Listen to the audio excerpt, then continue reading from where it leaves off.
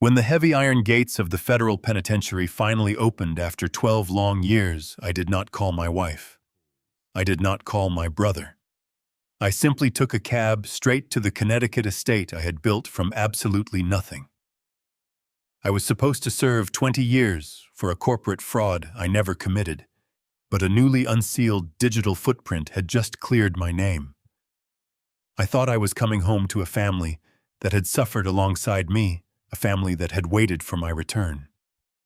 But as I stood in the hallway of my own home listening to the clink of ice in whiskey glasses, I heard the two people I loved most in this world laughing. They were laughing about how they had stolen my $50 million company, drained my retirement, and planned to lock me in a nursing home if I ever managed to get out. I did not scream. I did not cry. I just listened. And then I made a decision that would change everything. If you are listening to my story today, take a deep breath, because what I am about to tell you is the kind of betrayal you only think happens in movies until it happens in your own living room. If you have ever been stabbed in the back by the people you trusted most, hit the like button and let me know in the comments where you are watching from. It helps a 70-year-old man know he is not alone in this world. My name is Richard Caldwell. 12 years ago, my life was taken from me.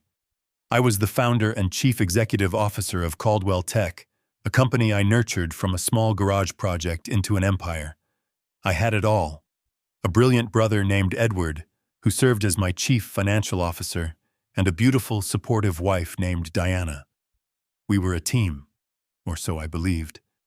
When the federal investigators raided our offices 12 years ago, they found fabricated ledgers and illegal offshore transfers bearing my digital signature.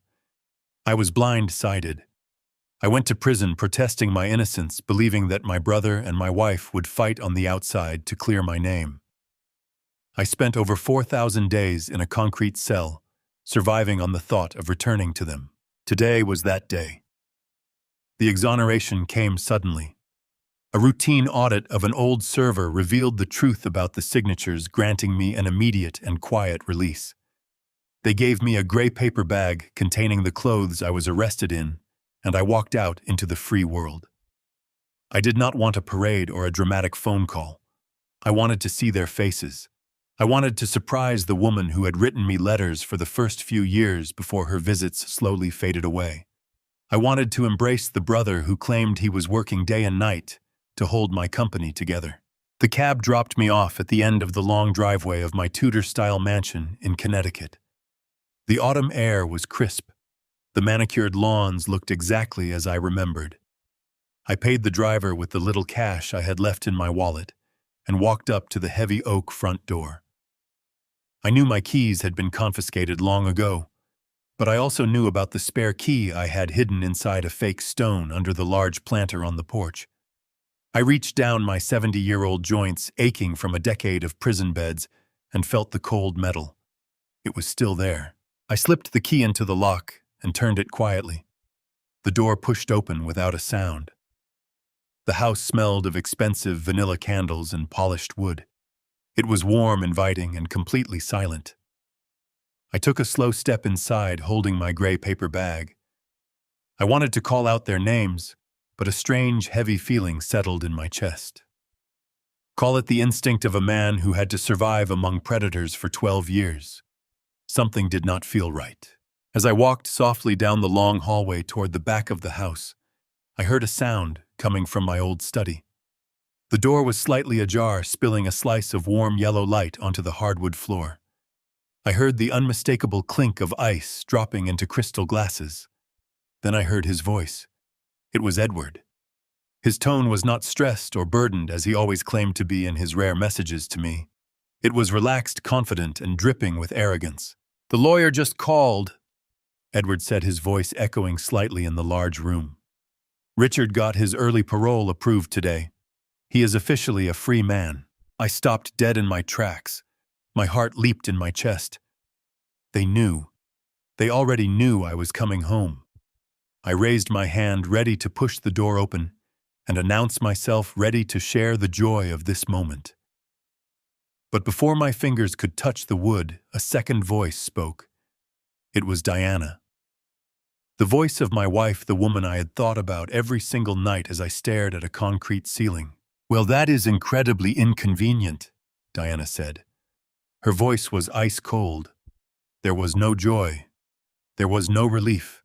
There was only pure, unadulterated annoyance. "Did you wire the last $10 million from his retirement fund to the offshore account like we planned?" My hand froze in midair. The air in my lungs suddenly felt thick, like I was inhaling glass. I stood perfectly still, my ear pressed near the gap in the door. "Done," Edward replied, letting out a soft, satisfied chuckle. "I finished the transfer an hour ago. Every single trace of his liquid assets has been scrubbed, funneled through 3 different shell companies, and deposited into our Swiss account. That 70-year-old convict has absolutely nothing left to his name. The company is completely in my control, and his personal accounts are empty." I could not breathe. The world spun around me. My brother, my own flesh and blood. The man I had trusted with my entire life's work was casually discussing how he had drained my life savings. Diana let out a dark, mocking laugh that sent chills down my spine. It was a sound I had never heard from her before. "Good," she said, taking a sip of her drink. "Let him come home. What is he going to do? He is a disgraced, broke old man. If he shows up here demanding his life back, we will just toss him in some cheap run-down nursing home. We can claim his mind deteriorated in prison. No one will question us. We have the power of attorney after all." "Exactly," Edward agreed, clinking his glass against hers. "To us, Diana. To the perfect crime and the perfect life." They were toasting. They were standing in my study, drinking my whiskey, celebrating the destruction of my life. In a matter of seconds, 12 years of longing and love turned into a thick, suffocating ash. They had known all along. They had orchestrated it all along. The pain was so sharp, so physical, it felt like a knife twisting between my ribs. I wanted to collapse. I wanted to scream until my throat bled, but I did not. The prison had taught me one very important lesson. When you are surrounded by wolves, you do not cry. You do not show weakness. You observe and you prepare your counterattack. My hands were trembling not from fear, but from a rage so profound it transcended anger. As my hand shook, the cheap gray paper bag I was holding slipped from my grip. It hit a small decorative glass vase sitting on the hallway console table. The vase tipped over and crashed onto the hardwood floor. The sound of breaking glass shattered the quiet elegance of the house like a gunshot. Inside the study, the laughter abruptly stopped. The clinking of glasses ceased. A terrifying, heavy silence fell over the hallway. "Did you hear that?" Edward's voice was tense, sudden panic replacing his arrogance. "It was probably just the wind," Diana whispered, though her voice shook. I did not run. I did not hide. I slowly raised my foot and kicked the remaining shards of glass out of the way. Then I stepped directly into the open doorway of the study. Edward and Diana were standing by the fireplace, their drinks frozen halfway to their mouths. When they turned and saw me standing there, the color instantly drained from their faces. They looked as if they had just seen a ghost. And in a way they had. The naive, trusting Richard Caldwell, who went to prison 12 years ago, was dead. The man standing before them was someone completely different. I looked at my brother, who was wearing my father's watch. I looked at my wife, who was wearing a diamond necklace I had bought her for our anniversary. I did not yell. I did not throw a punch. I simply stood there, my posture straight, my eyes locked onto theirs, with the cold, dead stare of a man who had nothing left to lose. "Hello, Edward." "Hello, Diana," I said, my voice low and perfectly steady. "I hope I am not interrupting a celebration." They stared at me in absolute paralyzed horror. The game had just changed, and they had no idea what was coming next. For exactly 3 seconds, nobody moved. I stood in the doorway, staring at the 2 people I had spent 4,000 nights thinking about. Edward and Diana were frozen. The color drained from their faces. I saw sheer terror in their eyes. They thought I was a ghost. But predators are nothing if not adaptable. The shock lasted 3 seconds before their survival instinct kicked in. Diana moved first. The cold woman plotting to lock me in a nursing home vanished. Her face crumpled into a mask of overwhelming emotion. She dropped her glass onto the Persian rug, spilling whiskey, and let out a dramatic gasp. Tears sprang to her eyes instantly. She rushed across the room, heels clicking frantically, and threw her arms around my neck. She buried her face in my shoulder, sobbing. "Richard," she cried, her voice trembling. "Oh my God, you are finally home." She squeezed me tight, but I felt nothing. Her perfume now smelled like poison. A moment later, Edward snapped out of his paralysis. He slammed his glass down and hurried over. He grabbed my right hand, squeezing it with the desperate grip of a loving brother. His eyes were wide, shining with unshed tears. Brother Edward choked out. "They did not tell us. The lawyer just said the parole was approved. We did not know you were coming today. Look at you. We missed you so much." I stood in their suffocating embrace. 12 years ago, I would have wept with joy. I would have thanked God for returning me to my family. But now, feeling my wife's fake tears soaking my prison shirt and my brother's treacherous hands gripping mine, all I felt was cold rage. I let them play their parts. Then I slowly peeled Diana's arms off my neck. I pulled my hand away from Edward's grip and took a step back. The smile I forced was gone. "I missed you too," I said, dangerously calm. "But before we celebrate, I have a question. What $10 million and what offshore account in Switzerland?" The room went dead silent. Diana's sobs hitched. Edward's jaw tightened. They knew I had heard them. I watched their eyes dart back and forth, silently communicating. I wanted to see them fall to their knees and confess. But Edward was far too smart for that. He was the chief financial officer for a reason. He was a master of spinning disasters. He took a deep breath and flawlessly he pivoted. Edward did not look guilty. Instead, he looked profoundly exhausted. He let out a long sigh and ran a hand through his graying hair, playing the burdened martyr perfectly. "I was hoping we could give you one night of peace before explaining the nightmare we have been living," Edward said with terrifying sincerity. "Richard, when you were convicted, the federal government did not just want you in prison. The Securities and Exchange Commission came after Caldwell Tech with everything they had. They wanted to liquidate your entire life's work to pay off federal fines. They wanted to seize every asset and every dollar you earned." Diana stepped forward, wiping her dry eyes, her voice quivering with righteous indignation. "We were losing everything, Richard. The board of directors turned their backs on us. The media called you a monster.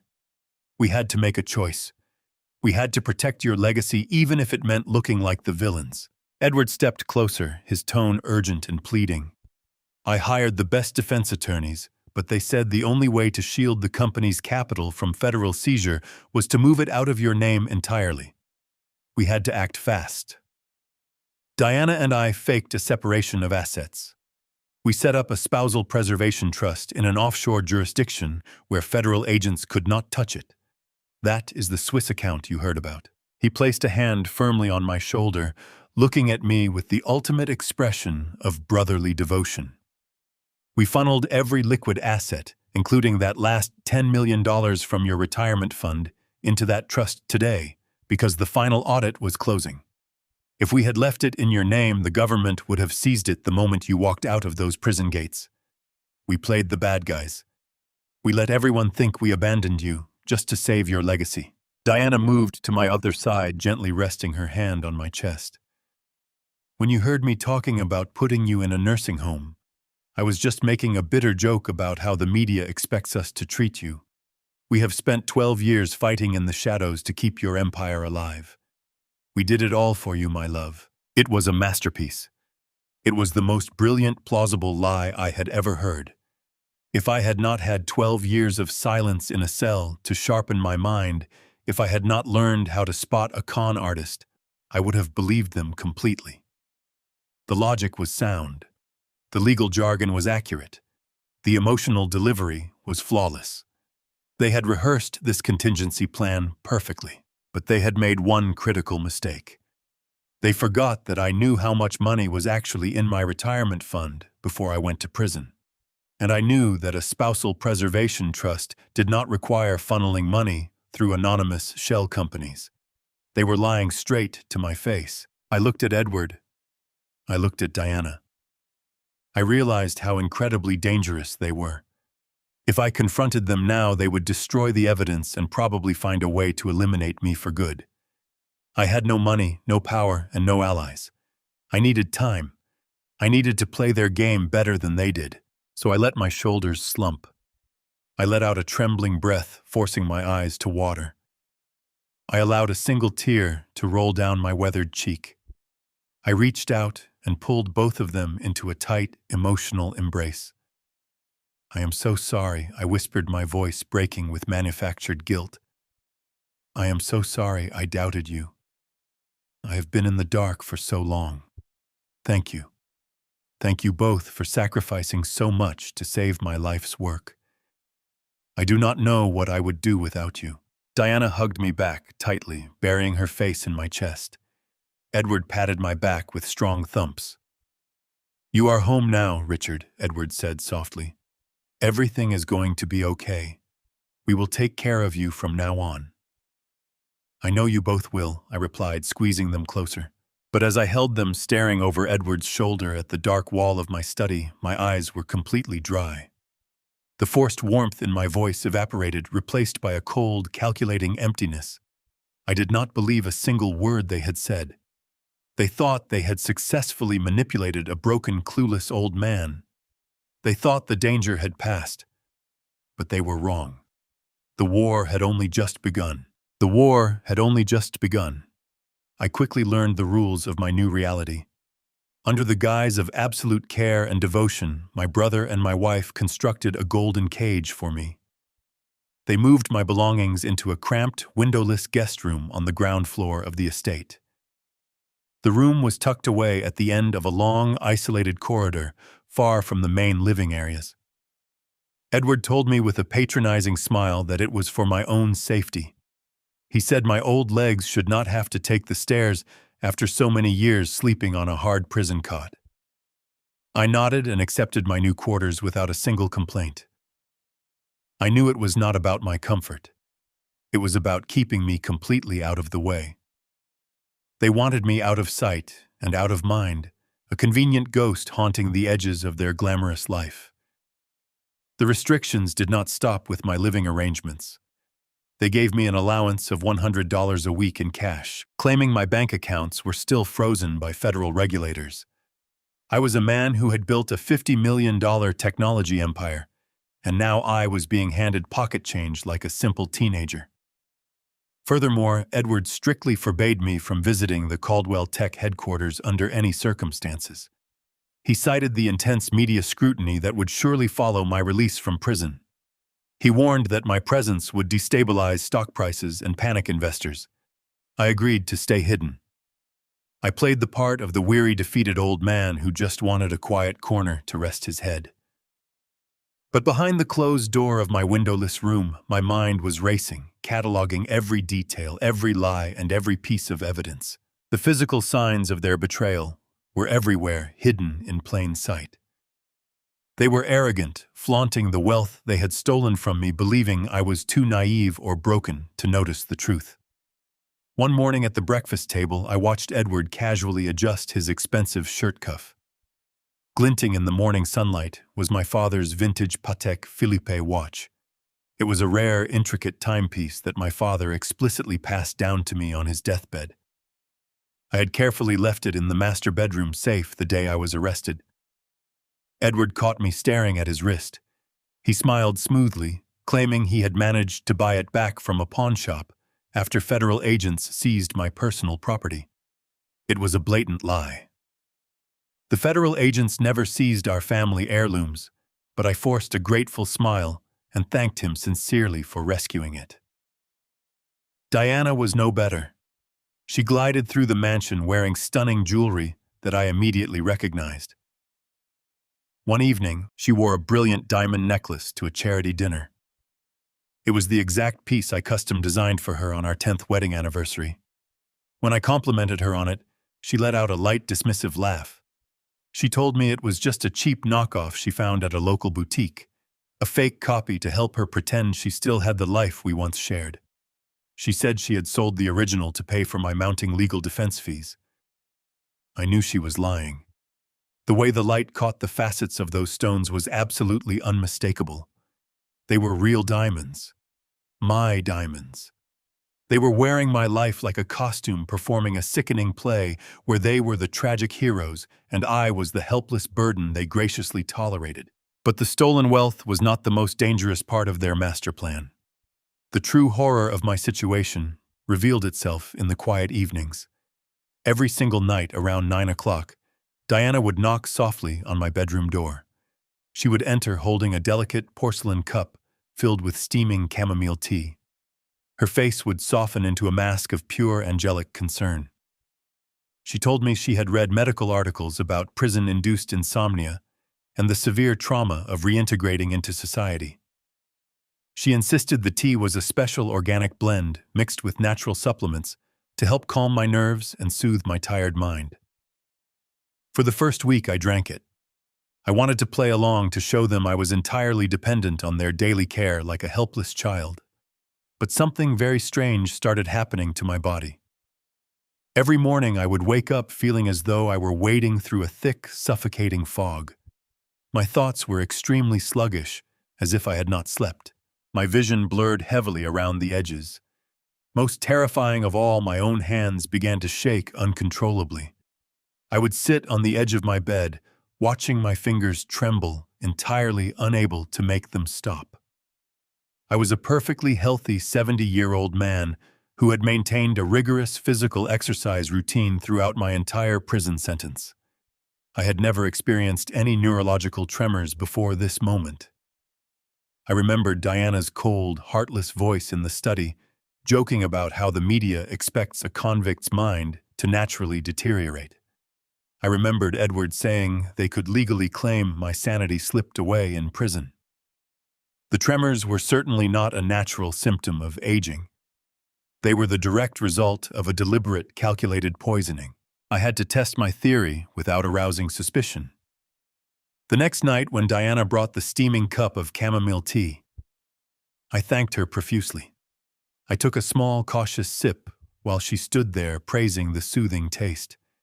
Satisfied I was consuming her remedy, she smiled warmly, wished me good night, and closed the door behind her.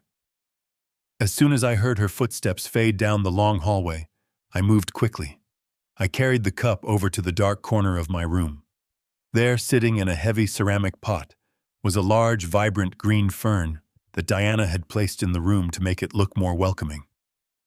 I poured the contents into the soil of the plant. I rinsed the cup in my sink and left it empty on the nightstand for Diana to collect. I repeated this process the following night. I poured the tainted liquid directly into the roots of the fern. I waited in silence, watching the plant closely for any changes. It did not take long to see the results. Just 2 days later, the vibrant green fern was completely unrecognizable. The leaves had turned a sickly necrotic yellow. The stems had shriveled and collapsed, rotting from the roots upward. The plant was entirely dead, killed by whatever chemical cocktail Diana was brewing for me every night. I stood in my windowless room, staring at the withered leaves, my heart pounding with terrifying clarity. They were not just stealing my money. They were not just keeping me hidden away from the outside world. They were actively chemically inducing dementia. They were destroying my brain to ensure I could never reclaim my life or my $50 million legacy.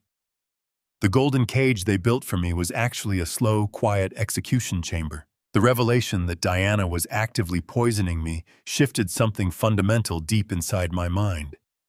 I was no longer a victim trying to understand how my family could steal my wealth. I was a survivor trapped behind enemy lines. During the daylight hours, I played my part flawlessly. I let my hands shake. I shuffled my feet when I walked down the hallways. I stared blankly out the windows. But when the sun went down and the heavy oak doors of the mansion clicked shut for the night, the fog lifted. My mind, hardened by over 4,000 days in a federal penitentiary, became razor-sharp. The golden cage they had built for me was about to become my hunting ground. I waited until the grandfather clock in the main foyer chimed 2 times. The low resonant sound echoed through the quiet estate, signaling that it was 2 o'clock in the morning. I knew Edward and Diana were heavy sleepers. I slipped out of my narrow bed. I wore dark clothing and moved barefoot across the cold hardwood floor to avoid making even the slightest sound. The mansion was completely dark, save for the pale moonlight filtering through the tall windows. I moved through the shadows with the silent precision of a ghost. Prison had taught me how to walk without being heard. It had taught me how to control my breathing, how to measure my steps, and how to blend into the darkness when the guards made their nightly rounds.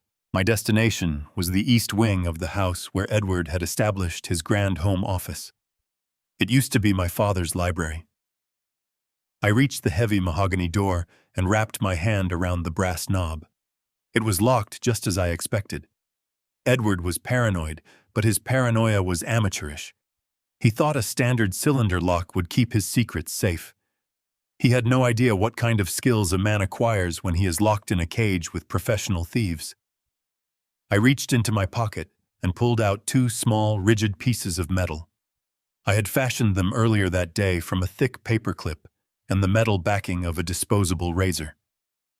I slid the makeshift tension wrench into the bottom of the keyhole, applying a feather light pressure with my thumb. Then, I inserted the pick, gently feeling for the binding pins inside the mechanism. One by one, I manipulated the pins. The lock surrendered with a soft, satisfying snap. I turned the handle and pushed the door open, slipping inside before easing it shut behind me. The office smelled of rich leather and expensive cigars. I moved straight to the massive oak desk sitting in the center of the room. Edward always preferred to work from home when dealing with sensitive matters. I pressed the power button on his sleek, modern desktop computer. The screen flared to life, casting a cold blue glow across my face. A password prompt appeared on the screen. I stood there for a moment, analyzing my brother's mindset. Edward was a man defined by his boundless arrogance. I knew he would not use a complex randomized string of characters. He would use something familiar, something that validated his ego. I thought about the purebred golden retriever he had bought shortly after I went to prison, a dog he paraded around like a trophy. I placed my fingers on the quiet keyboard and typed the dog's name followed by the year he bought the estate. I pressed the enter key. The system unlocked immediately. I was inside. I began scanning through the directories, looking for anything hidden beneath the surface. Edward was a financial officer, which meant he was meticulous with numbers, but he was not an information technology expert. It did not take me long to find a hidden partition on the hard drive. I opened the folder and found dozens of meticulously organized digital ledgers. As I opened the spreadsheets and began to analyze the data, my blood ran cold. The magnitude of his betrayal was far worse than I had ever imagined. Edward had not just stolen my money and drained my retirement accounts. He had completely repurposed Caldwell Tech. He was using the legitimate corporate infrastructure of my life's work to create a massive international money laundering syndicate. The ledgers documented millions upon millions of dollars flowing in from dummy corporations located in South America and Eastern Europe. The money was being funneled through Caldwell Tech's operational expenses, disguised as consulting fees and software licensing acquisitions. Then the clean money was wired out to offshore accounts controlled by a notorious international cartel. Edward was washing dirty money for some of the most dangerous criminals on the planet. And the most terrifying part was how he structured the paperwork.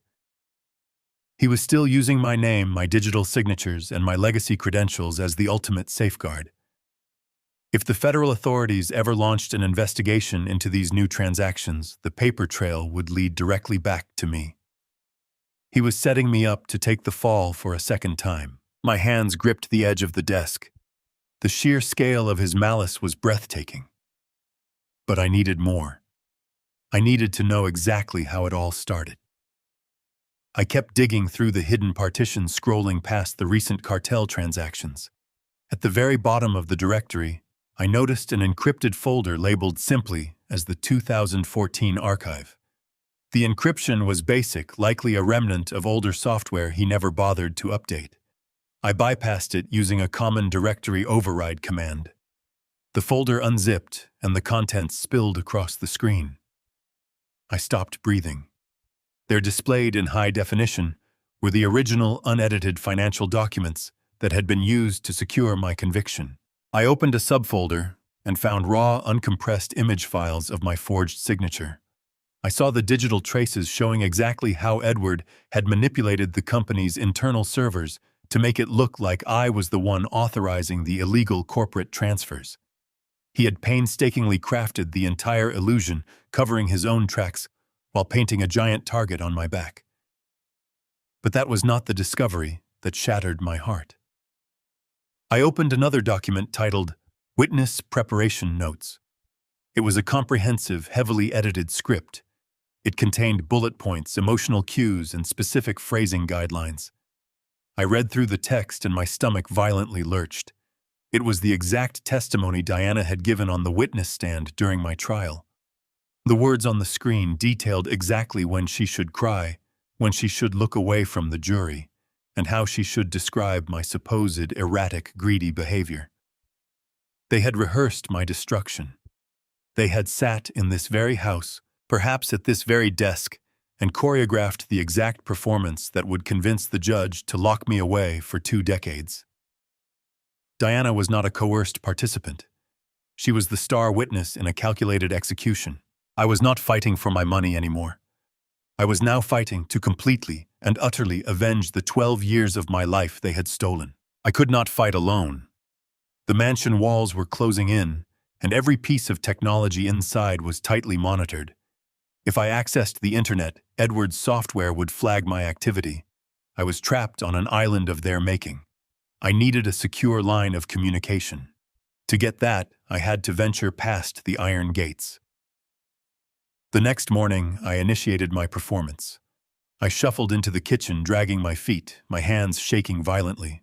Diana was sipping coffee, watching me with pity and revulsion. I let my jaw hang slack, adopting the hollow gaze of a man losing his grip on reality. I mumbled that my room felt like a prison cell. I told her I just wanted to feel the sun on my face and sit in the local park. Diana sighed, clearly annoyed. Letting the neighbors see a senile old man wandering the streets would solidify their story that prison had destroyed my mind. She agreed, but she was not stupid enough to let me go unmonitored. She called for a man named Leon.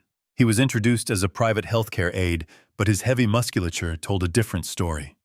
He was a hired thug placed to ensure I never wandered too far. Leon trailed me down the long driveway and onto the quiet sidewalk. He kept a deliberate distance of 30 feet to maintain the illusion of my independence. I walked with an agonizingly slow, unsteady gait. Every step looked like a massive effort. In reality, my muscles were coiled and ready. I scanned the environment for a specific opportunity. We reached the local park. It was a green space filled with oak trees and scattered wooden benches. I spotted my target immediately. A teenage boy was sitting on a stone retaining wall, tapping aggressively on a cheap smartphone. He had a worn skateboard resting against his leg. He probably upgraded his phone frequently and kept his old ones. I shuffled toward a wooden bench near the boy, deliberately stumbling over a crack in the pavement.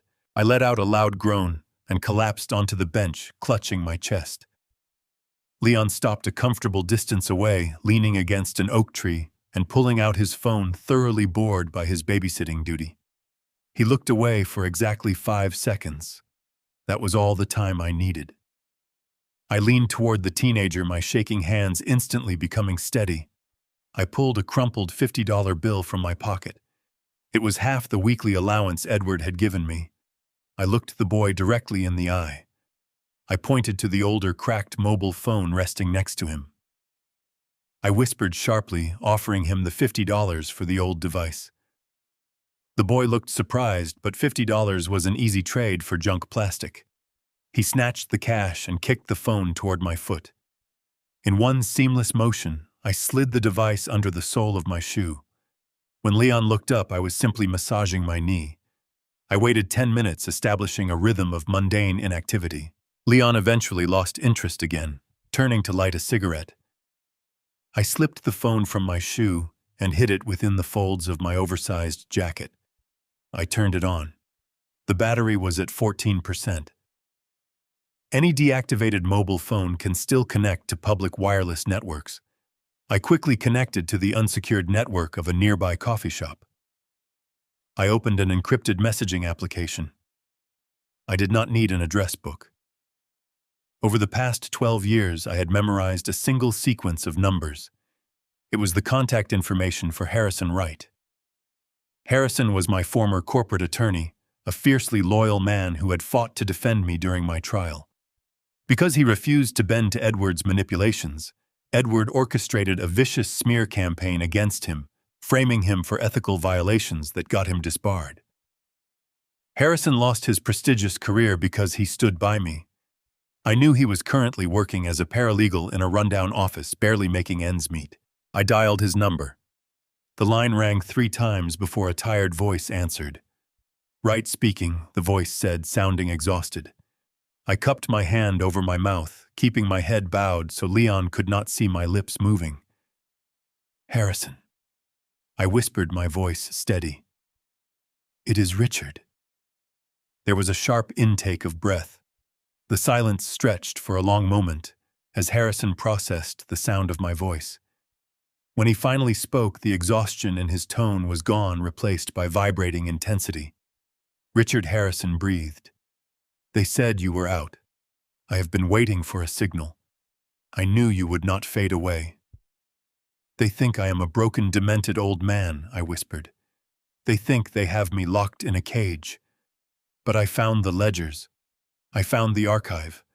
I know exactly what Edward did and who helped him. The hunt is on. I heard a chair scraping against the floor on his end. Tell me what you need, boss. I have been waiting 12 years to tear that arrogant bastard down. Just give me the word, and I will burn his fraudulent empire to the ground.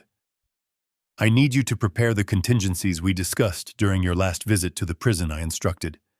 But I need to know his current operational timeline. What is his immediate objective? Harrison's voice dropped an octave, turning deadly serious. You need to move fast, Richard. I still have reliable contacts operating quietly inside the financial district. They have been feeding me whispers about Caldwell Tech. Edward is not just laundering money for the cartel anymore. He is trying to cash out and wash his hands of the operation. What do you mean? I asked, my eyes darting toward Leon, who was checking his wristwatch. He is finalizing a corporate acquisition, Harrison warned. Edward has brokered a deal to sell Caldwell Tech to a European conglomerate. The buyers are heavily insulated, likely another front for his illicit associates. The buyout is structured for $300 million in clean, untraceable capital. Once he signs that company over, he and Diana will take the money and vanish into a non-extradition country. You will be left holding an empty shell. When is the deal scheduled to close? I demanded, feeling a surge of adrenaline coursing through my veins. By the end of this month, Harrison replied grimly. You have less than 3 weeks before he legally transfers ownership and disappears with everything you built. If he gets that signature on the transfer deed, the European buyers will liquidate the assets, dismantle the infrastructure, and bury the evidence.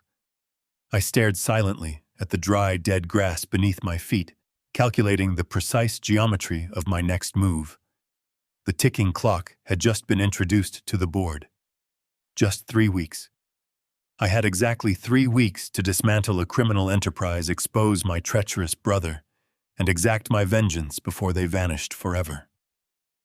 I will be completely ready, I promised him very quietly, terminating the secure connection and carefully slipping the cheap mobile phone back into my heavy shoe. I will be completely ready, I promised him very quietly, terminating the secure connection and carefully slipping the cheap mobile phone back into my heavy shoe. That evening, the grand dining room felt suffocating. I sat at the far end of the long mahogany table staring at a bowl of bland soup. Edward sat at the head carving a thick steak with the precision of a man who believed he owned the world. Diana sat across from him elegantly sipping red wine. They talked about trivial things, treating me like invisible furniture. But I knew Edward perfectly. I knew the specific cadence of his voice when he was preparing a trap. He wiped his mouth, took a slow sip of wine, and turned his gaze toward me. His eyes were sharp, calculating, and devoid of genuine empathy. He smiled warmly, the kind of smile a predator gives its prey just before the strike. Richard Edward began, his voice dripping with manufactured concern. I know the transition back to civilian life has been overwhelming. We just want you to focus entirely on resting. However, there is a very minor piece of paperwork we need to clear up tonight to ensure your absolute protection. He reached into his jacket and pulled out a folded document, sliding it across the polished surface until it rested next to my bowl. I looked down. My vision was slightly blurred from Diana's toxic tea, but I did not need perfect eyesight to understand what I was looking at. The bold, black letters at the top of the page spelled out a full liability waiver and rights relinquishment. I want you to know this is merely a formality, Edward continued smoothly. Because federal regulators are sniffing around our offshore trust, our legal team highly recommends that you formally separate yourself from the corporate entity. If you sign this, you legally surrender any future claim to Caldwell Tech. You will be completely destitute, meaning they can never harass you for financial restitution. You will be entirely safe, and Diana and I will continue caring for you. I stared at the document. This was the final nail in my coffin. This was the exact piece of paper Edward needed to execute the $300 million buyout with his European cartel associates. Without my signature, the buyers would never risk inheriting a legal dispute. He needed me to willingly hand over the keys to the kingdom. I let my hands begin to shake. I widened my eyes, adopting a look of profound, senile confusion. I reached out and touched the edge of the paper, my fingers trembling violently. Edward I mumbled, my voice weak and raspy. I do not understand. Caldwell Tech is my life. I built it from nothing. Why do I have to sign away my name? Can we not just wait a little longer? I feel so confused lately. My head is always so cloudy. The warm smile vanished from Edward's face, replaced by a flicker of genuine irritation. He opened his mouth to speak, but Diana beat him to it. The sweet, angelic facade she had maintained completely shattered. She placed her wineglass down on the table with a sharp, aggressive thud. She leaned forward, resting her elbows on the mahogany surface, her eyes locking onto mine with a cold, venomous intensity. Richard, honey, Diana said, her voice dropping to a dangerous whisper. You need to listen to us carefully. The doctors have been clear. They say your mind is slipping fast. The trauma of prison accelerated your cognitive decline. We see it every day. You shuffle around the house, you cannot remember simple conversations, and your hands will not stop shaking. She tilted her head, her gaze piercing right through my soul. If you do not sign this paperwork to protect the family, Edward and I might have to seek a full medical conservatorship.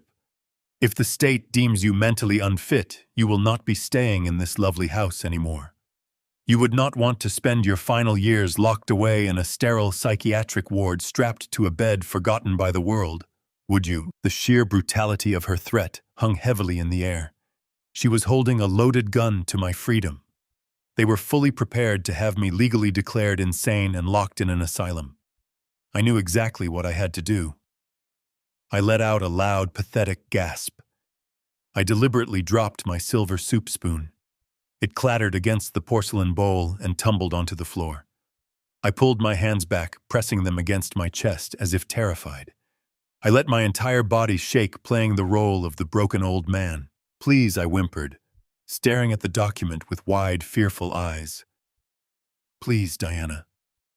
Do not send me away to a hospital. I cannot go back to a cage. I cannot be locked up again. I will sign the paper. Edward let out a quiet breath of relief. His arrogant smile returned instantly. He reached into his pocket and pulled out a gold pen, extending it toward me. "That is a smart decision, Richard," he said soothingly. "Just sign on the dotted line and your worries will disappear forever." I reached for the pen, but then violently pulled my hand back, shaking my head rapidly. I forced a look of stubborn senility onto my face, grasping at a fabricated sense of pride. "No," I stammered, my voice rising in a frantic plea. "Not here. Not in the dark. Caldwell Tech was my entire life. If I have to sign it away, I will not do it secretly like a criminal. I want to say goodbye properly." Edward frowned. "What are you talking about?" "Richard, just sign the paper. Next week is the 30th anniversary of the company," I blurted out, trembling with manic persistence. "You are hosting the grand anniversary gala." "I know you are. If I am giving up my life's work, I want to do it there. I want to stand on a stage one last time. I will sign your paper in front of everyone to say a proper goodbye to my legacy. If you do not let me do this one last thing, I will not sign it." The room fell silent. Edward and Diana exchanged a calculating look. Having the founder publicly sign away his rights at a corporate gala would be the ultimate public relations victory. It would legitimize his ownership for the European buyers. It was an erratic demand from a broken man, but it served his sinister agenda perfectly. Edward lowered the gold pen. He looked at me with profound pity and absolute triumph. "If that is what it takes to give you peace, Richard," he said softly, "then we will do it your way. You will sign the relinquishment at the gala next week." I lowered my head, burying my face in my trembling hands, acting as though I were weeping over the loss of my empire. But behind my fingers, hidden from their treacherous eyes, my lips curled into a cold, dangerous smile. The trap was set. They had absolutely no idea. "I will be completely ready," I promised him very quietly, terminating the secure connection and carefully slipping the cheap mobile phone back into my heavy shoe. The slow walk back to the expansive estate felt entirely different from my earlier trip. Every single step I took was fueled by a cold, burning purpose. I finally had a definitive timeline. 3 short weeks to systematically dismantle the fortress my brother had built on top of my stolen legacy. When I returned to the mansion, I immediately resumed my performance. I shuffled through the grand foyer, my shoulders slumped, my eyes fixed firmly on the polished floor. I let my left hand tremble just enough to be visible to the security cameras. The golden cage was closing in on me, but they had absolutely no idea I had just acquired the key to lock them inside it. That evening, the grand dining room felt suffocating. The massive mahogany table stretched between us like a battlefield. I sat at the far end, staring down at a bowl of bland soup. Edward sat at the head of the table, carving a thick piece of steak with the aggressive precision of a man who believed he owned the world. Diana sat across from him, elegantly sipping a glass of dark red wine. They carried on a conversation about trivial social events, completely ignoring my presence. But I knew Edward perfectly. He wiped his mouth, took a slow sip of wine, and turned his gaze toward me. His eyes were sharp, calculating, and completely devoid of any genuine human empathy. "Richard," Edward began, his voice dripping with manufactured concern. "I know the transition back to civilian life has been overwhelming for you. However, there is a very minor piece of paperwork we need to clear up tonight to ensure your absolute protection." He reached into the breast pocket of his tailored jacket and pulled out a neatly folded document. He slid it across the polished wooden surface until it rested right next to my soup bowl. The bold, black letters at the very top of the page spelled out a full liability waiver and rights relinquishment. "I want you to know this is merely a simple formality," Edward continued smoothly, "because federal regulators are still aggressively sniffing around our offshore trust. Our legal team highly recommends that you formally separate yourself from the corporate entity once and for all. If you sign this document, you legally surrender any future claim to Caldwell Tech and its holdings. You will be legally classified as completely destitute, which means the government can never harass you for financial restitution. You will be safe, and Diana and I will continue caring for you for the rest of your life." I stared at the thick white paper. This was the exact piece of paper Edward needed to execute the $300 million buyout with his European cartel associates. Without my verifiable signature relinquishing all rights, the buyers would never risk inheriting a massive legal dispute from the original founder. He needed me to willingly hand over the keys to the kingdom. I let my hands begin to shake. I widened my eyes, adopting a look of profound, senile confusion. I reached out and touched the edge of the paper, my fingers trembling violently against the table. "Edward." I mumbled, my voice weak and raspy, deliberately slurring my words slightly. "I do not understand. Caldwell Tech is my life. I built it from nothing. Why do I have to sign away my name? Can we not just wait a little longer? I feel so confused lately." The warm, brotherly smile vanished from Edward's face in an instant, replaced by a flicker of genuine irritation. He opened his mouth to speak, but Diana beat him to it. The sweet, angelic facade she had maintained for weeks completely shattered. She slammed her crystal wineglass down on the table with a sharp, aggressive thud. Her eyes locked onto mine with a cold, venomous intensity. "Richard, honey," Diana said. Her voice dropped to a dangerous, hissing whisper. "You need to listen to us very carefully. The doctors have been exceptionally clear about your prognosis. They say your mind is slipping fast. The severe trauma of federal prison accelerated your cognitive decline. We see it every single day. You cannot remember simple conversations, and your hands will not stop shaking." She tilted her head, her gaze piercing right through my soul.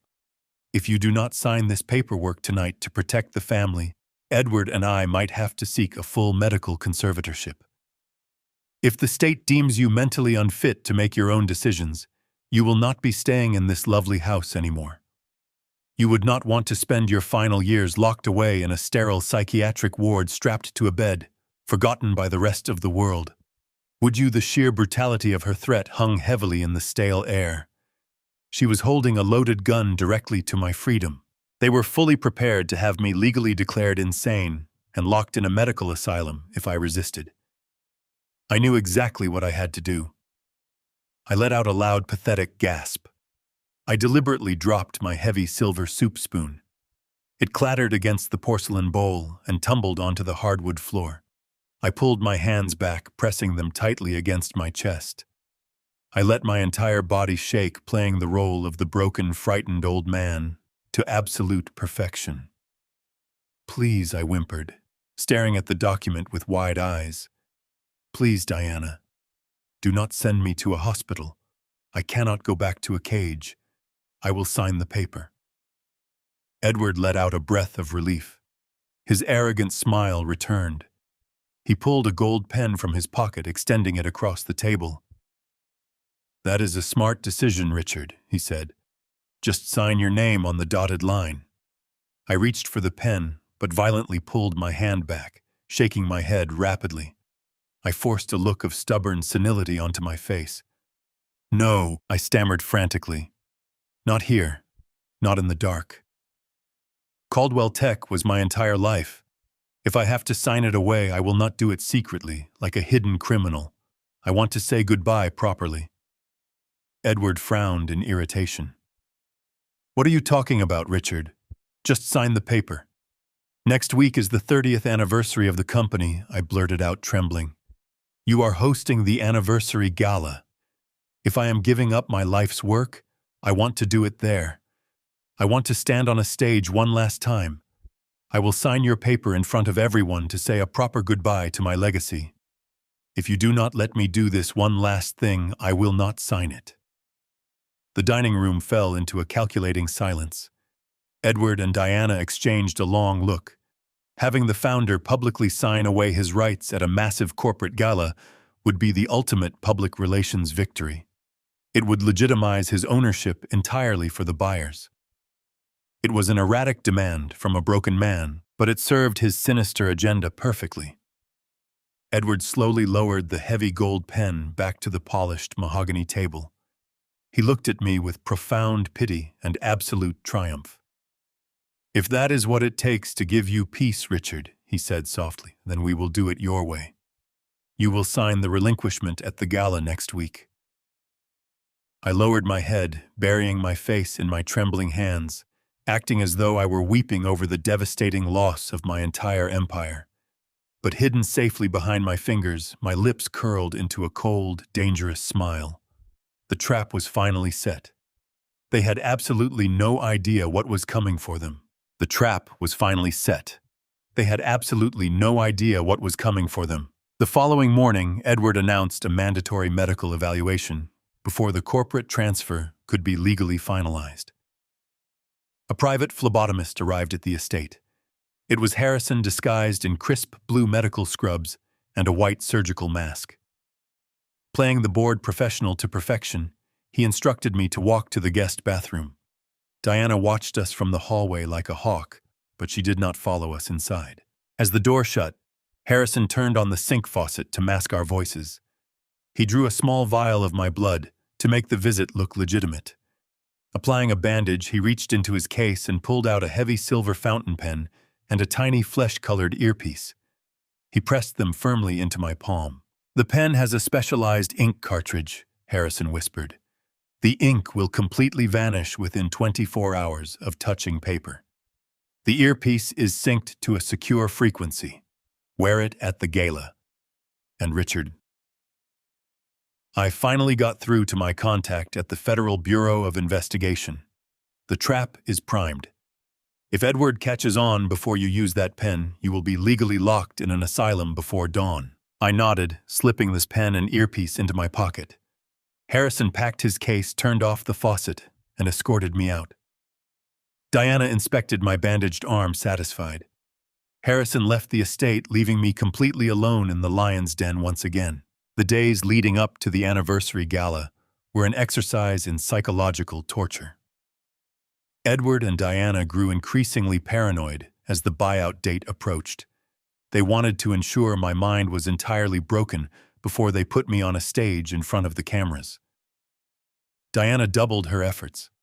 She began visiting my room twice a day with her steaming cups of toxic chamomile tea.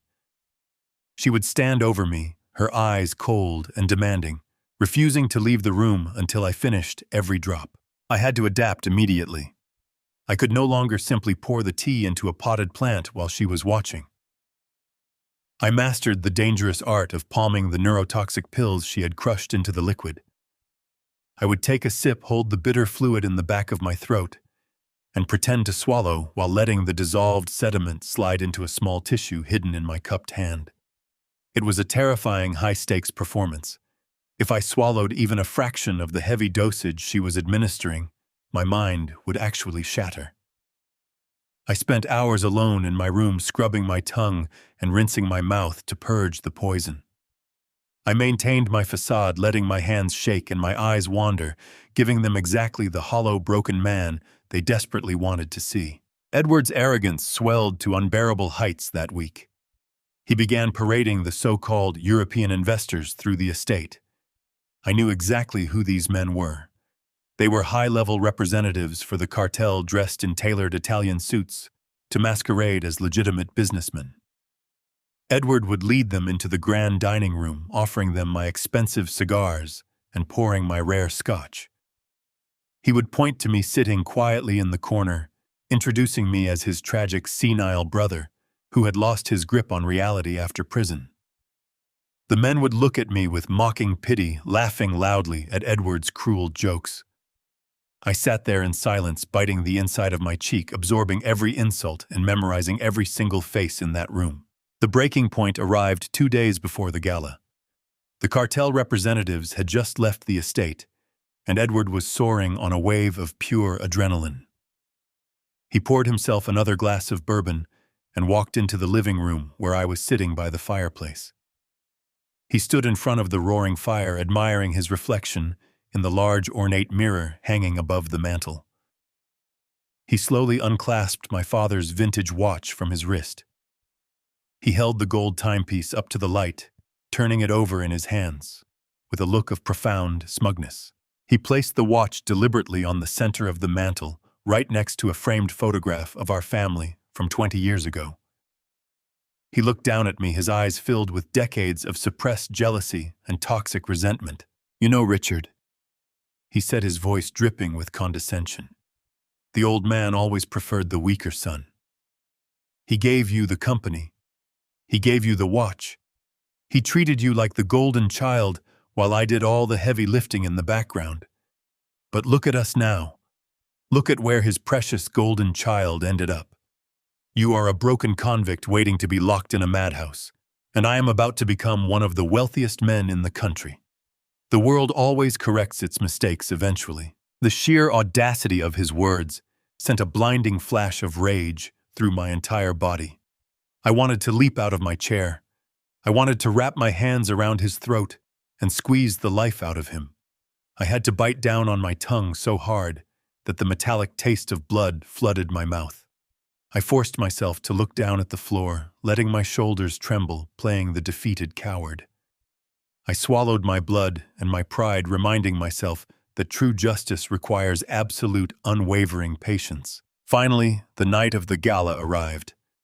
The atmosphere in the mansion was electric with nervous energy. Diana stormed into my room carrying a garment bag. She threw it aggressively onto my bed. She had deliberately chosen an ill-fitting, outdated tuxedo from the back of my closet. The jacket was 2 sizes too big, and the trousers hung loosely around my ankles. She wanted me to look as pathetic and diminished as humanly possible when I stepped onto that stage. She wanted the world to see a man who had completely given up. I dressed slowly, letting my hands fumble with the buttons. Diana stepped closely into my personal space to adjust my collar. She aggressively pinned a white boutonniere to my wide lapel, the sharp pin grazing my chest. She grabbed my chin, forcing my face up so I was looking directly into her cold, merciless eyes. "Smile for the cameras tonight, old man," she hissed, her breath hot against my face. "Do exactly what we practiced. You walk up those stairs, you sign your name on that paper, and you smile. Because after tonight, you officially cease to exist." I looked back at her, letting my jaw tremble in fabricated fear. But deep in the pocket of my oversized trousers, my fingers wrapped tightly around the cold silver metal of Harrison's fountain pen. I was more than ready now. 12 long years of absolute isolation had hardened my soul into unbreakable steel. I took a deep, silent breath, steadying my racing, pounding heart. They thought they were sending me to the slaughter, but I was leading them to the gallows. "Tonight, you officially cease to exist." The venomous words from Diana's lips echoed in my mind as the limousine ride to the Plaza Hotel began. The interior of the car was suffocatingly quiet. Diana sat directly across from me, her posture rigid, her eyes coldly assessing my deliberately disheveled appearance. I stared out the tinted window at the passing city lights, letting my jaw hang slack to complete the sad illusion. When the doors of the luxury vehicle opened, a storm of camera flashes erupted into the crisp New York night.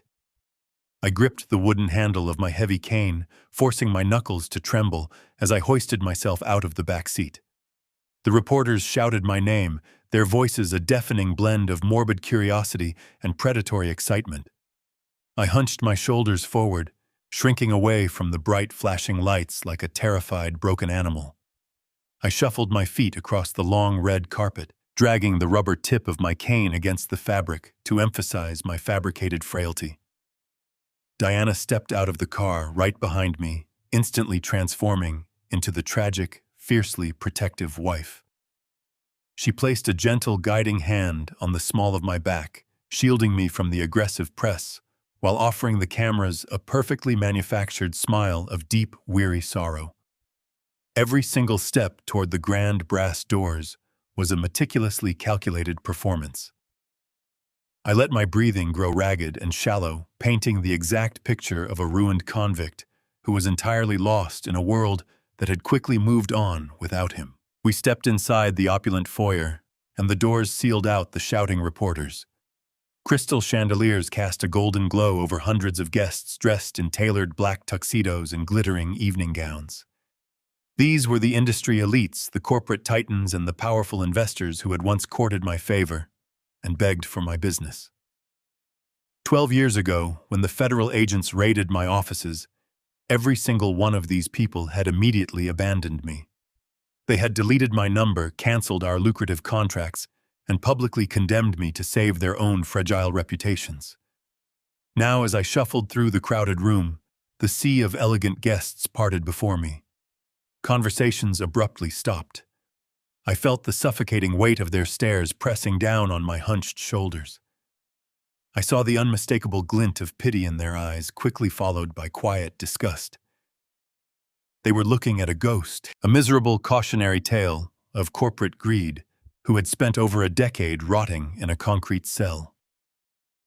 I kept my gaze fixed firmly on the intricate geometric patterns of the polished marble floor, refusing to make eye contact with the cowards who had left me to die. I let my hands shake visibly as we moved through the quiet crowd, feeding their arrogant assumptions. They truly thought I was a pathetic, senile old man who deserved his tragic fate. They had absolutely no idea that the frail convict shuffling past them was quietly cataloging every single face in the room, preparing to burn their entire corrupt ecosystem to the ground. At the far end of the grand ballroom, holding court near the expansive stage, was my brother. Edward looked like a king. He wore a custom-tailored suit, and my father's vintage watch gleamed brightly on his wrist as he shook hands with a group of 4 distinct men.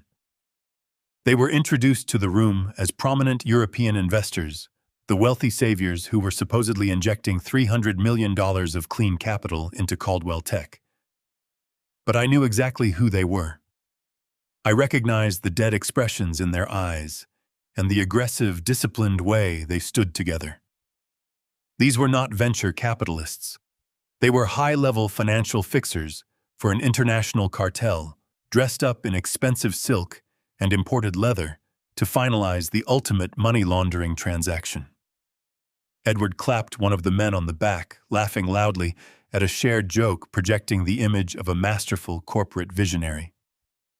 The room quieted down as the overhead lights dimmed. Edward smoothly excused himself from the cartel representatives and walked up the stairs to the grand stage.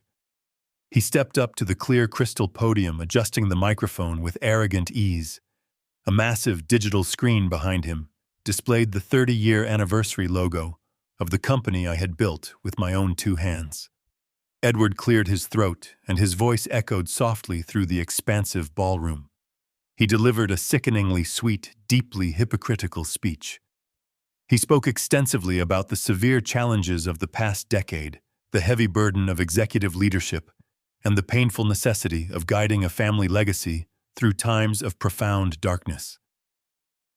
He spoke of my lengthy incarceration with feigned sorrow, calling it a highly tragic chapter that had finally come to a peaceful end. He painted himself as the tireless, devoted guardian of the Caldwell name, the loyal brother who had sacrificed absolutely everything to protect my original vision from complete destruction. The audience listened with rapt attention, completely captivated by his truly masterful performance. He concluded his lengthy speech by announcing the bright dawn of a new era, a massive corporate buyout that would securely cement the company's future for generations to come. But before we finalize this historic transition, Edward said, his voice dropping to a reverent, emotional whisper, "I want to formally honor the man who started it all. He has suffered greatly, and his mind is not what it used to be, but he is here tonight to give us his final blessing. Please help me welcome my brother Richard Caldwell." The massive ballroom erupted into polite, restrained applause. Edward extended his hand toward me, gesturing for me to join him on the brightly lit stage. Beside me, Diana's gentle, guiding hand suddenly turned into a rigid iron vise. Her sharp, manicured fingers dug painfully into my bicep through the thin fabric of my oversized tuxedo jacket. She gripped my arm with terrifying strength, forcefully marching me forward through the parting crowd. I leaned heavily on my wooden cane, dragging my feet across the thick carpet, making every agonizing step look like a monumental, exhausting physical effort. Diana guided me toward the short flight of stairs leading up to the stage. I stumbled deliberately on the first step, letting out a soft, pathetic gasp for the nearby guests to hear. She hauled me upward, her painted smile never faltering for the flashing cameras, though her brutal grip felt exactly like a shackle pulling a condemned man to the gallows. I reached the top of the stairs and shuffled slowly toward the podium. There, resting directly under the bright, harsh glare of a single overhead spotlight, was a very thick stack of legal documents. It was the final $300 million relinquishment contract. It was the exact piece of paper designed to legally erase my entire existence and hand my empire over to ruthless criminals. I stared down at the crisp white pages, my body trembling uncontrollably for the captivated audience, while my mind locked securely onto the cold, heavy silver fountain pen hidden safely inside my dark jacket pocket. The heavy silence in the grand ballroom pressed against my chest like a massive physical weight. I stood at the clear crystal podium looking out over the sea of expectant faces. The flashing camera lights momentarily ceased, as if the entire room was holding its collective breath. To my immediate left stood a state-appointed notary, a stern-looking woman holding an official leather-bound folio. She was there to legally verify that I was of sound mind, or at least sound enough to sign away the remaining rights to my own life. To my right stood Edward. My brother was practically vibrating with barely contained euphoria. His eyes were wide, gleaming with a greedy, undeniable triumph that he could not mask. He had waited 12 long years for this exact moment. He had destroyed my reputation, stolen my wealth, and poisoned my tea, all to reach this specific finish line. Edward took a deliberate step toward me. He reached into his custom-tailored tuxedo and pulled out a heavy gold pen. It was the same pen my father had used to sign the original incorporation papers for the family business decades ago. Edward held the pen out to me, positioning it so the cameras could capture the poetic, tragic transfer of power. He wanted the world to see the broken founder using the family heirloom to surrender his legacy. He placed the tip of the pen near the thick stack of legal documents resting on the podium. Richard Edward said, his voice projecting a fake, soothing warmth for the audience. "It is time. Just sign your name on the marked lines and you can finally rest." I stared at the gold pen. I let my breathing become erratic and shallow.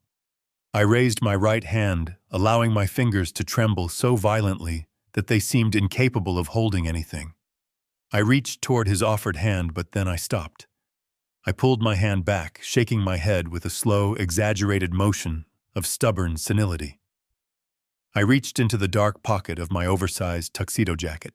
My fingers wrapped around the cold, heavy silver metal of the specialized fountain pen Harrison had smuggled to me. I slowly pulled it out, gripping it with two shaking hands to keep it from slipping. "I prefer to use my own," I mumbled shakily, ensuring my voice cracked just enough to sound pathetic. Edward frowned, a flash of genuine annoyance crossing his polished features. He glanced at the silver pen in my hand. He did not recognize it, but he did not care enough to argue. He just wanted the signature. He offered a tight, condescending smile and stepped back, gesturing grandly toward the paperwork. "Have it your way, Richard," he replied smoothly. "As long as you sign the documents." I turned my attention to the thick stack of contracts. The bright overhead spotlight beat down on the crisp white paper. I could see the dotted lines waiting for my name. I knew exactly what this ink was designed to do. Harrison had engineered it perfectly. The chemical composition of the ink would bind to the paper for exactly 24 hours, looking completely legitimate to the notary and the buyers. But the moment it was exposed to the ambient air for a full day, the molecular structure would entirely break down. The ink would evaporate without a single trace. By tomorrow night, the $300 million relinquishment contract would be nothing more than a stack of blank, worthless paper. I bent over the podium. I leaned my weight heavily onto my left arm, keeping my wooden cane propped awkwardly against my hip. I positioned the silver fountain pen over the first dotted line. I made sure to let my hand tremble violently for the cameras. The press needed to see a man struggling to control his own motor functions. I let the silver tip hover above the paper, shaking back and forth.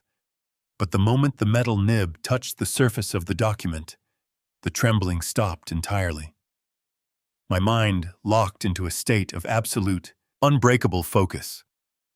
I executed my signature absolutely perfectly.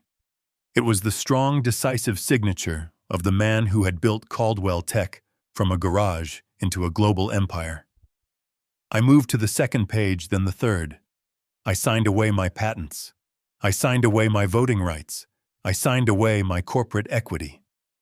Each time I finished a page, I let my hand resume its violent shaking, ensuring the illusion remained flawless. The entire process took 3 agonizing minutes. The ballroom was so quiet, I could hear the scratching of the metal nib against the thick paper. When I finally reached the last page and applied the final stroke of my name, I let out a loud shuddering sigh. I dropped the silver fountain pen onto the podium, letting it clatter loudly against the glass. I slumped backward, gripping my wooden cane with both hands, looking like a man who had just run a grueling marathon and collapsed at the finish line. Edward did not waste a single second. The moment the pen left my hand, he lunged forward. He snatched the thick stack of papers off the podium with the aggressive speed of a starving animal. He did not even let the notary inspect the pages first. He held the signed contracts up in the air, grasping them like a hard-won championship trophy. He turned to the crowd, his face beaming with absolute unadulterated victory. The grand ballroom responded immediately. The crowd erupted into polite, restrained applause. The cartel representatives sitting in the front row nodded in quiet satisfaction, knowing their massive money laundering operation was now legally insulated. The photographers snapped hundreds of pictures capturing the triumphant new owner and the defeated, ruined founder standing weakly in the background. Diana stepped up onto the stage, joining Edward in the spotlight. She wrapped her arm around his waist, smiling radiantly for the press. They had won. They had successfully navigated every obstacle, poisoned my mind, stolen my wealth, and legally secured their $300 million exit strategy. Diana leaned her head against his shoulder, closing her eyes in sheer relief. The nightmare of my return was finally over for them. They had pulled off the ultimate corporate heist right in front of the entire world, and no one suspected a single thing. They were completely and absolutely untouchable now. Edward lowered the papers and turned his back to the cheering audience. He stepped close to me, maintaining a warm, brotherly smile for the cameras. But as he leaned in to embrace me, his mouth pressed directly against my ear. His voice dropped to a vicious, mocking whisper that only I could hear. "Thanks for the company, loser," Edward hissed, his breath smelling of expensive bourbon.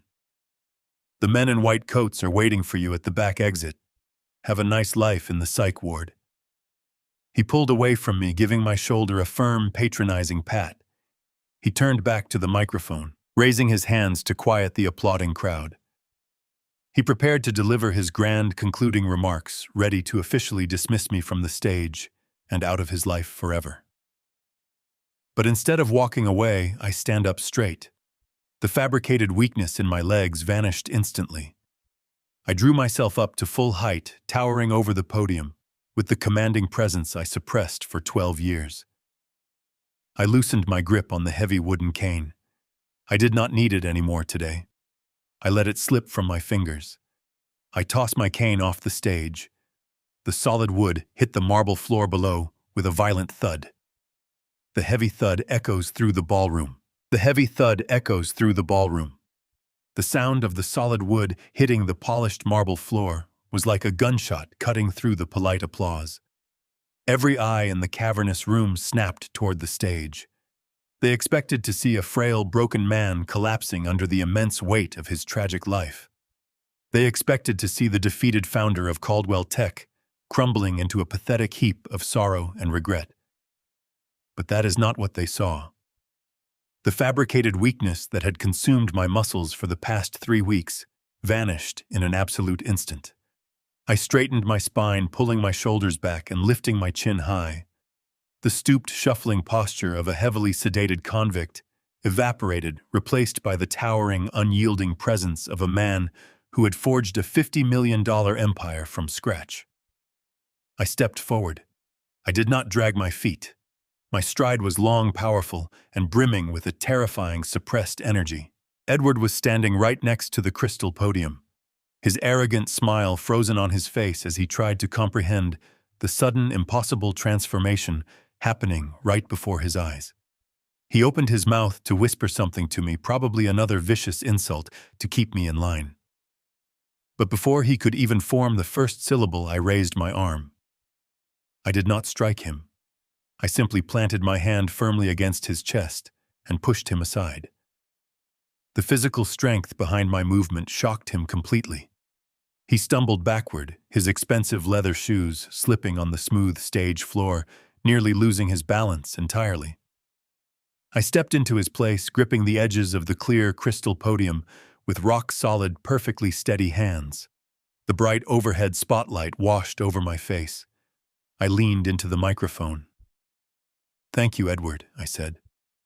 My voice did not shake. It did not crack or waver with senile confusion. It rang out through the massive speakers, deep, sharp, and commanding, vibrating, with the absolute authority I had buried for 12 long years. The sound of my true voice hit the audience like a physical blow. The polite applause died instantly, replaced by a suffocating, bewildered silence. I stared directly at the front row, locking eyes with the 4 men in tailored Italian suits who were pretending to be European venture capitalists. But before the buyers wire $300 million into your offshore accounts, I believe they should know exactly what they are actually purchasing today. A collective gasp rippled through the crowded ballroom. The corporate titans and industry elites exchanged nervous, confused glances. The cartel representatives in the front row stiffened their relaxed posture, instantly turning rigid and predatory. They knew immediately that something had gone terribly wrong with their perfect money laundering transaction. Edward recovered his balance and lunged back toward the podium, his face flushed with sudden, frantic panic. "Richard, stop this right now," Edward hissed, keeping his voice low enough to avoid the microphone, though the sheer terror in his eyes spoke volumes. He reached out to grab my arm desperately, trying to pull me away from the center of the stage. I simply shifted my weight and blocked him with my shoulder, standing like an immovable wall of solid granite. Edward realized he could not physically move me without causing a massive, humiliating spectacle in front of the flashing press cameras. He frantically reached for the small control panel resting on the edge of the podium, his fingers slamming down on the main mute button to cut the audio feed. He pressed it once. He pressed it twice. He hammered his fist against the plastic console. Nothing happened. The microphone remained completely live, picking up the sound of his ragged, panicked breathing and broadcasting it to the entire room. What he did not know was that the audiovisual booth overlooking the grand ballroom was no longer controlled by the hotel staff. Harrison Wright, my fiercely loyal former attorney, had slipped away from the catering staff entrance 10 minutes ago. He was currently sitting in the dark control room, wearing his stolen uniform, having physically locked the main soundboard. Harrison had overridden the podium controls, ensuring that my microphone could not be turned off by anyone on that stage. Edward stared at the glowing green light on the microphone, his mind fracturing, as he realized his technological failsafe had been entirely disabled. When technology failed, Diana decided to intervene.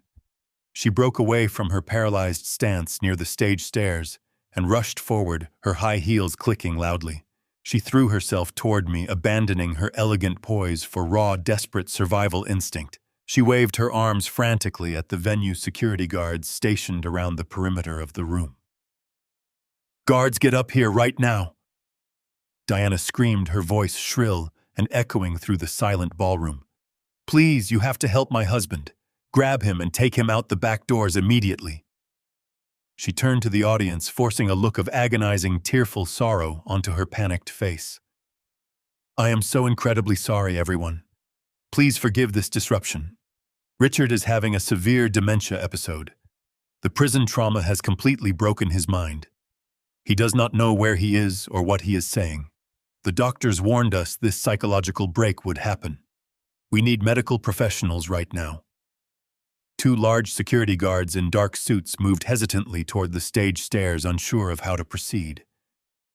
They had been briefed to handle a senile, unpredictable convict, but the man standing at the podium did not look crazy or confused. I looked directly at the approaching guards, raising one hand in a calm, commanding gesture that demanded absolute obedience. The guards stopped dead in their tracks, their instincts telling them not to cross the line. I turned my attention back to the woman who had orchestrated my ruin. Diana was standing 2 feet away, her chest heaving, her eyes silently begging me to collapse and surrender. I looked at the beautiful, treacherous face of the woman I had once loved more than life itself. I remembered the 12 years of isolation. I remembered the forged documents. I remembered the withered, dying fern in the corner of my windowless room. I leaned closer to the microphone. "I do not have dementia, Diana," I roared. The sheer volume and primal fury in my voice shook the crystal chandeliers hanging above us. The sound blasted through the ballroom, stripping away every single lie she had ever told. And I certainly did not drink your toxic chamomile tea loaded with heavy neurotoxins for the past month. Diana recoiled as if I had physically struck her across the face. The color drained from her cheeks, leaving her looking like a terrified, hollow ghost. The audience erupted into a chaotic symphony of shocked murmurs and frantic whispers. The press cameras began firing rapidly, capturing the exact moment the flawless illusion shattered into a million pieces. Edward backed away, his hands trembling, his brilliant corporate mind failing to comprehend how the dead man he had buried had managed to dig his way out of the grave. I reached into the inside pocket of my tuxedo jacket. I pulled out a small silver flash drive that Harrison had given me in the bathroom. I held it up high in the air, letting the bright stage spotlight catch the metallic surface so every single person in the room could see it clearly. "We are done with the fairy tales," I said, my voice cutting through the rising chaos like a scythe. "You wanted to celebrate Caldwell Tech tonight. You wanted to sell my legacy to the highest bidder. Let us give the investors exactly what they came for. Let us look at the real Caldwell Tech portfolio." I reached deep into the inner pocket of my oversized tuxedo jacket and slowly pulled out the small silver flash drive. I held it up high for the entire room to see a tiny piece of metal that held the absolute destruction of my brother's criminal empire. I did not need to hand it to an audiovisual technician. Harrison had already patched directly into the hotel's main projection system from his locked booth upstairs. I simply gave a sharp, definitive nod toward the tinted glass window at the back of the hall. Instantly, the massive, glowing 30-year anniversary logo of Caldwell Tech vanished from the giant screen behind me. The screen went pitch black for a fraction of a second before roaring back to life with blinding high-definition clarity. It did not show corporate milestones or quarterly profit projections. It displayed pages upon pages of heavily redacted international bank statements, complex offshore routing numbers, and highly classified cartel communications. The documents were magnified to 20 feet tall, making it impossible for anyone in the room to ignore the reality of what was happening. I pointed at the screen, letting my finger trace the intricate web of illicit wire transfers that Edward had authorized using my forged signature. The thick red arrows on the screen explicitly linked the dummy corporations in South America directly to Caldwell Tech's operational accounts. The raw, unfiltered truth was finally illuminated for all to see. The initial silence in the grand ballroom shattered instantly, replaced by a tidal wave of chaotic, overlapping voices. The wealthy corporate elite who just moments ago had been politely applauding my supposed downfall began shouting in profound confusion and rising horror. Men in tailored tuxedos pointed at the screen, recognizing the sheer magnitude of the financial crimes being displayed before them. Women in evening gowns covered their mouths, backing away from the stage as the dangerous reality of the situation took hold. But the most dramatic reaction came directly from the front row. The four cartel representatives, the dangerous men Edward had proudly paraded as European venture capitalists, completely abandoned their calm, sophisticated disguises. The moment the offshore routing numbers flashed across the giant screen, their faces contorted in genuine panic. They knew instantly that their highly insulated money laundering network had been totally compromised. They did not wait for a detailed explanation. They practically shoved their heavy wooden chairs backward, knocking over crystal champagne flutes and exquisite floral arrangements. They pushed violently through the bewildered crowd of guests, keeping their heads down as they moved with aggressive, trained urgency toward the heavy brass exit doors at the back of the ballroom. They were abandoning Edward completely, leaving him to sink with the massive ship he had so arrogantly steered into a destructive storm. I did not let the momentum fade for a single second. I gripped the edges of the crystal podium and leaned closely into the live microphone. "You wanted a speech about the future of this family legacy," I announced, my voice cutting through the rising panic like a sharpened blade. "Let us listen to the vision my brother and my wife had for my future." I gave Harrison another subtle nod. The giant screen split in half, keeping the financial documents on the left, while a pulsing audio waveform appeared on the right. A sharp crackle of static hissed through the massive state-of-the-art surround sound. Speakers followed immediately by a high-quality, crystal-clear audio playback. It was the exact recording my hidden device had captured on my very first night back in the estate. Edward's arrogant, boastful voice filled the grand ballroom, echoing off the high, gilded ceilings. "I finished the transfer an hour ago," his recorded voice declared proudly. "Every single trace of his liquid assets has been scrubbed, funneled through 3 different shell companies, and deposited into our Swiss account. That 70-year-old convict has absolutely nothing left to his name." The crowd gasped in collective horror. Then Diana's cold, mocking laughter played through the speakers, sounding infinitely more sinister now that her angelic facade had been stripped away entirely. "Good," her recorded voice responded with chilling cruelty. "Let him come home. What is he going to do? He is a disgraced, broke old man.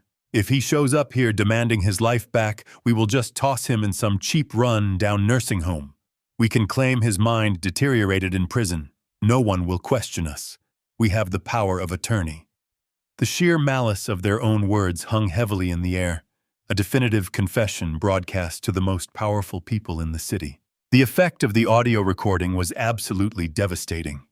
Diana, who had been standing rigidly near the edge of the stage, seemed to physically shrink as her own cruel words washed over the massive audience. She realized that every prominent socialite, every wealthy investor, and every powerful journalist in the room was staring at her with unvarnished, absolute disgust.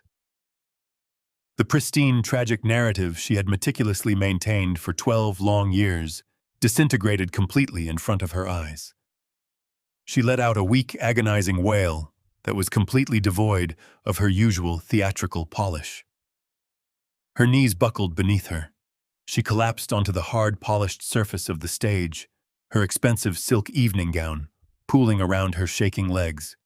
She raised her trembling hands, pressing them fiercely against her face, as if she could physically block out the overwhelming shame and the judgmental glares of the crowd.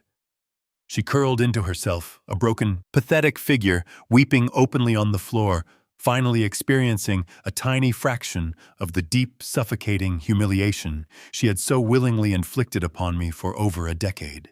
Edward, however, refused to surrender gracefully. He was sweating profusely, thick beads of perspiration and running down his flushed, panicked face. His eyes darted wildly around the chaotic ballroom, watching his wealthy buyers flee and his carefully constructed reputation burn to the ground. He spotted a backup microphone resting on a small table near the stage stairs. He lunged for it, gripping the heavy metal stand with white, desperate knuckles. He switched it on, his breathing ragged and incredibly heavy. "It is a fake," Edward screamed into the backup microphone, his voice cracking with sheer, unadulterated desperation. "Do not listen to him. The audio is a deep fake. He is a convicted felon trying to ruin a legitimate business transaction." He pointed a trembling finger at me, his chest heaving with every labored breath. He is crazy. He has lost his mind. Besides, it does not matter what he shows you. He reached into his tailored jacket and pulled out the thick stack of documents I had just signed moments ago. He waved the relinquishment contract wildly in the air above his head, holding it like a desperate shield against the incoming tide of total destruction.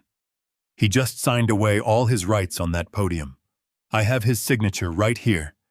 The company is legally mine, and I am finalizing the sale right now. You can never stop me from taking what is absolutely rightfully mine, Richard. Edward stood there panting, holding the relinquishment contract high above his head like a desperate shield against the rising tide of absolute ruin. His chest heaved violently under his custom-tailored tuxedo. He was completely trapped in a corner of his own making, but his massive ego simply would not allow him to surrender. He clutched the backup microphone, his knuckles turning pure white as he scanned the grand ballroom for any sign of support. But there was none. The corporate elites who had worshipped him just 10 minutes ago were now staring at him with profound horror and disgust. Even through the panic, Edward tried to maintain his grip on power. He pointed a shaking finger at me, his face slick with heavy perspiration.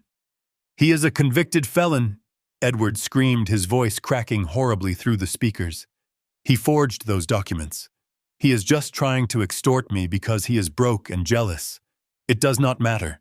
The company is legally mine. I have the signed paperwork right here. I am finalizing the sale right now." I did not raise my voice. I did not even flinch. I simply stood at the crystal podium and looked at my brother with a warm, terrifyingly calm smile. The sheer tranquility of my expression made his frantic ranting look even more pathetic. I reached out and gently tapped the microphone in front of me, ensuring the entire room could hear my next words perfectly. "Edward I," said my tone incredibly gentle and almost conversational. "You have always been so utterly obsessed with the paperwork, but you really should have paid a little more attention to the people sitting at your table. About that contract you are holding. You should probably check the buyers." Edward froze. His frantic eyes darted from my face down to the front row, looking for the 4 sophisticated European venture capitalists who were supposed to save him. Before Edward could even process my words, a deafening crash echoed from the back of the grand ballroom. The heavy gilded brass doors were violently kicked open, slamming against the marble walls with a terrifying force. The polite, refined atmosphere of the corporate gala was instantly obliterated. Dozens of heavily armed tactical agents stormed into the room. They wore dark tactical gear with the bright yellow letters of the Federal Bureau of Investigation and the Securities and Exchange Commission emblazoned across their tactical vests. The sheer volume of their synchronized movement shook the floorboards. "Federal agents."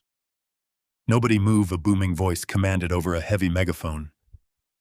"Stay exactly where you are and keep your hands visible."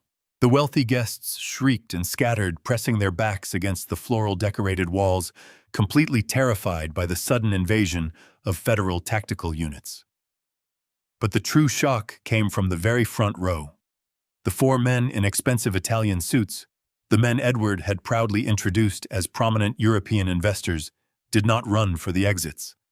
Instead, they moved with lethal, coordinated precision.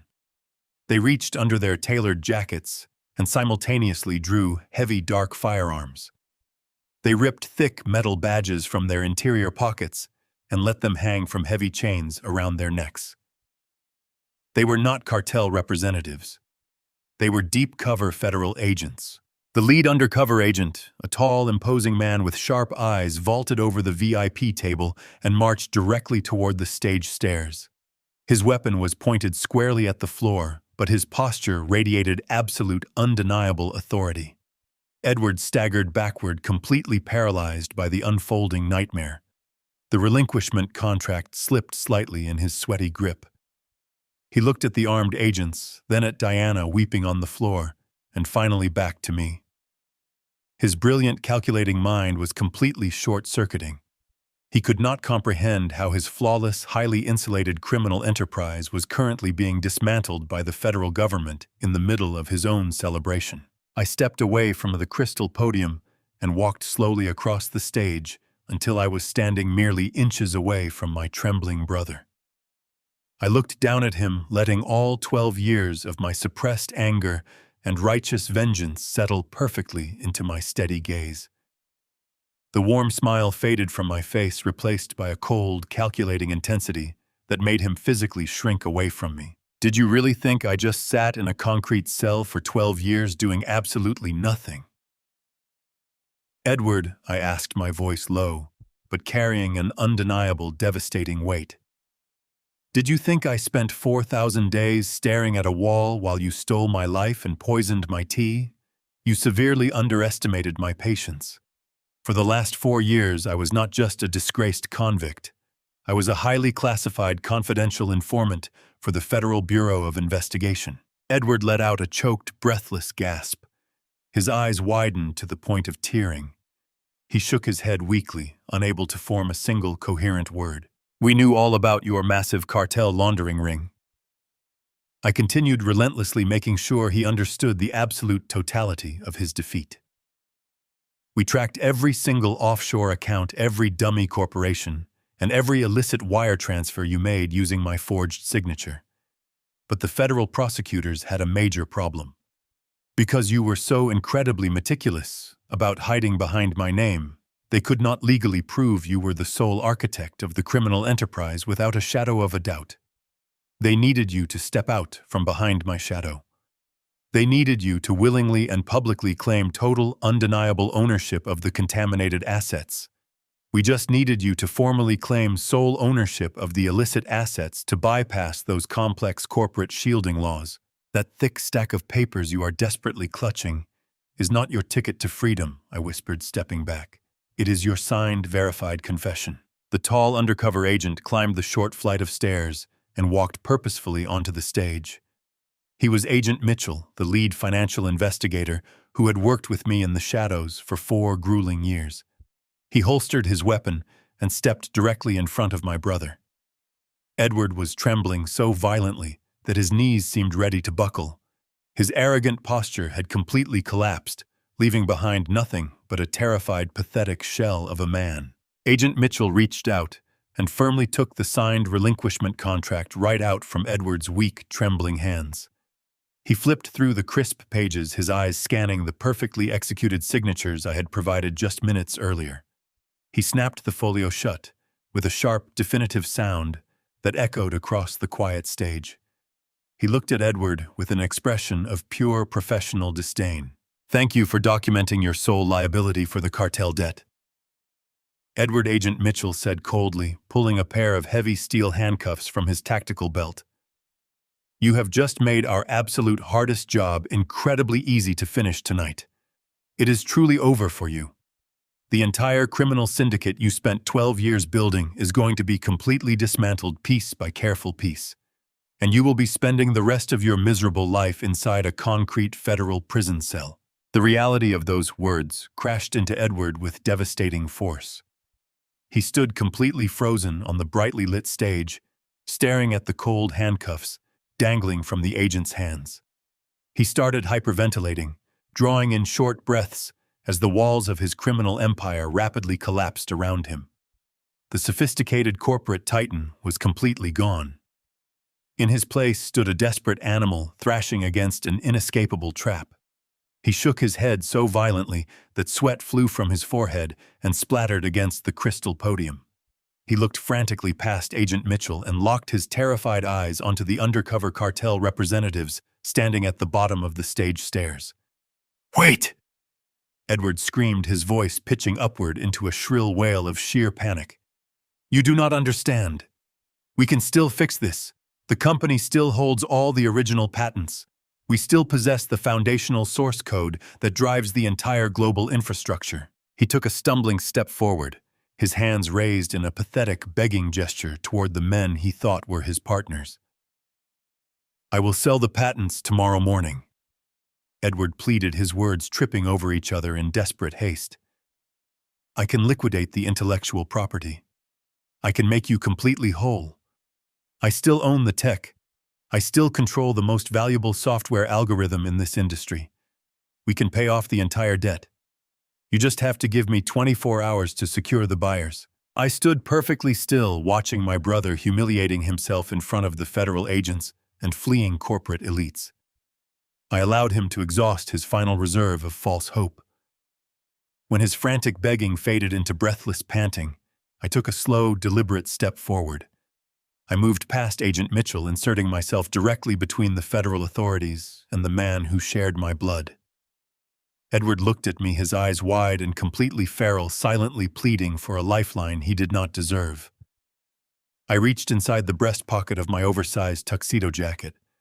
My fingers bypassed the silver fountain pen and wrapped around a secondary legal document I had carried all night.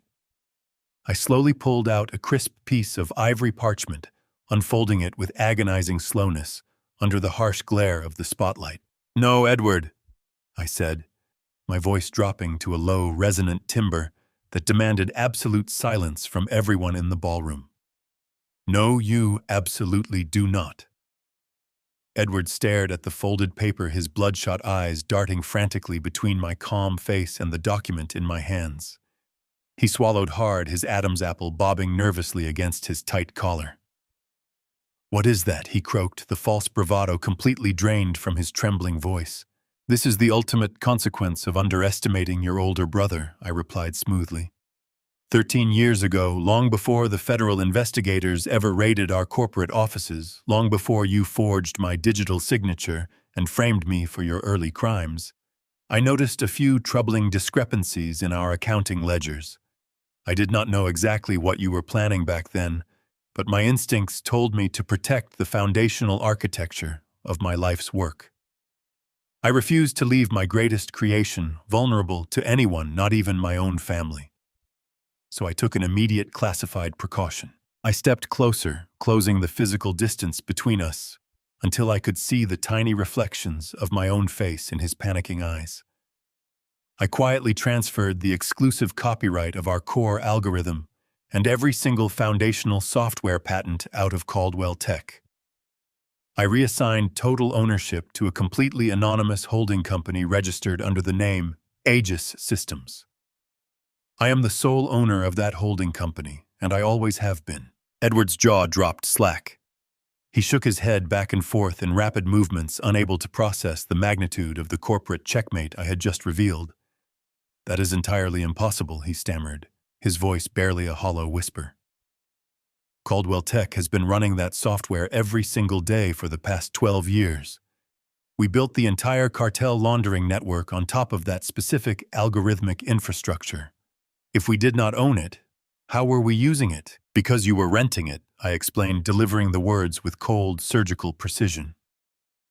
Caldwell Tech never actually owned the proprietary software that made the company valuable. The company has merely been licensing that software on a highly restrictive lease from Aegis Systems, a lease that strictly prohibited any involvement in illicit financial activities.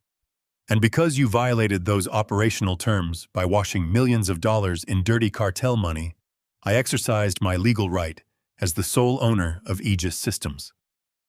I officially terminated the licensing lease yesterday morning. The profound silence that blanketed the ballroom was heavy enough to crush a man's soul. Edward swayed on his feet, the color draining from his face until his skin resembled pale ash. The horrifying reality of his situation was finally penetrating his thick layer of desperate denial. He was beginning to understand the full devastating architecture of the trap I had spent 4 years building with the federal authorities. I stepped right into Edward's face, towering over his trembling frame, ensuring he felt the absolute weight of his impending doom.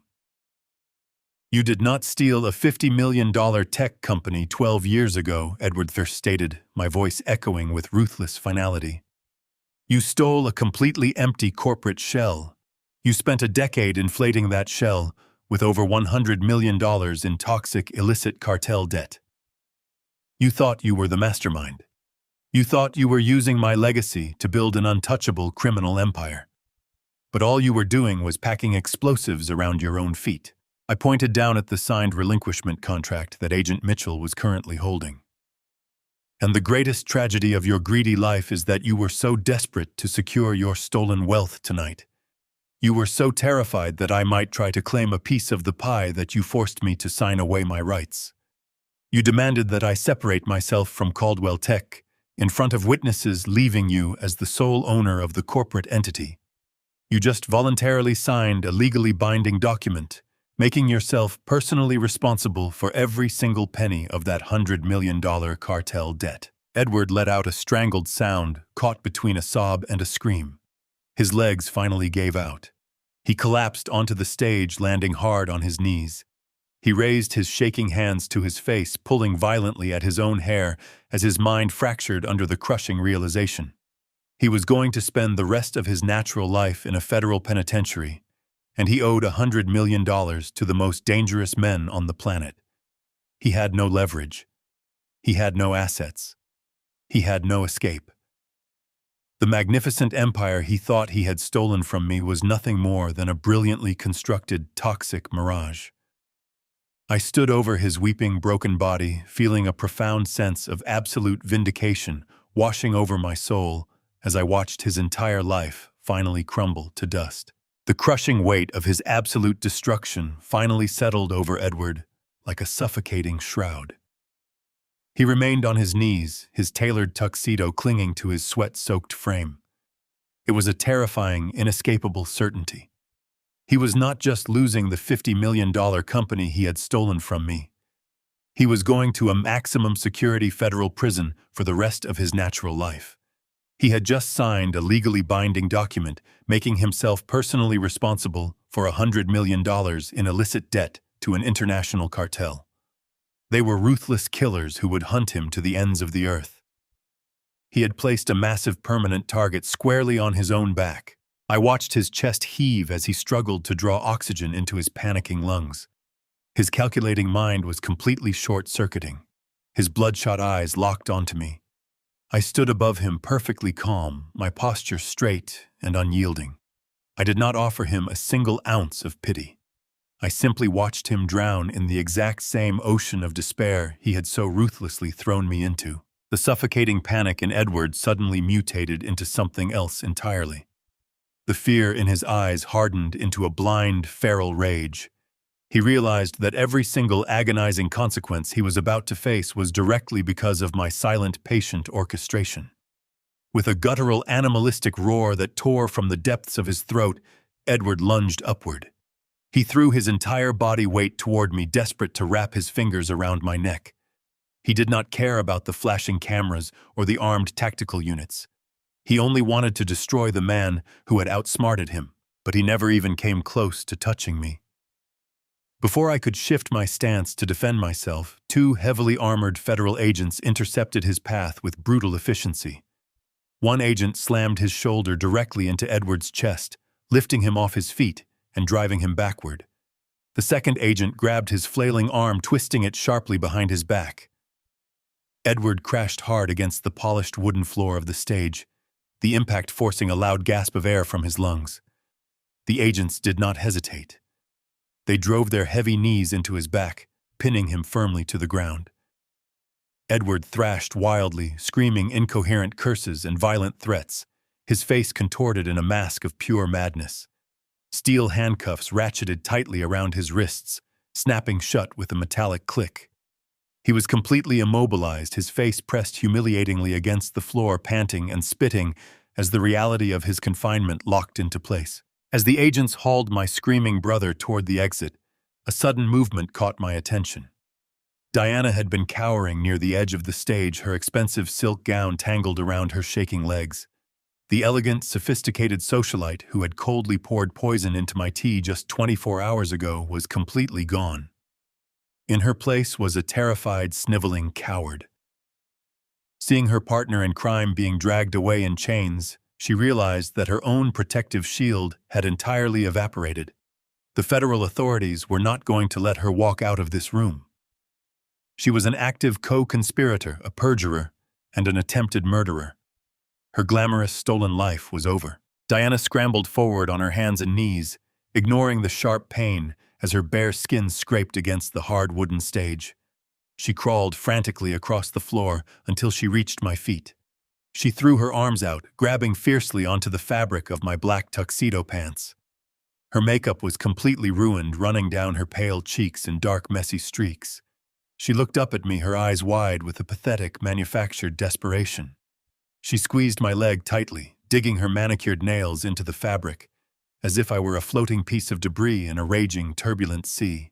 "Richard, please," Diana wailed, her voice shrill and grating over the remaining ambient noise in the room. "You have to listen to me." He made me do it. Edward forced me to lie in court. He threatened to destroy me if I did not memorize that script and testify against you. He manipulated my mind when I was vulnerable and scared.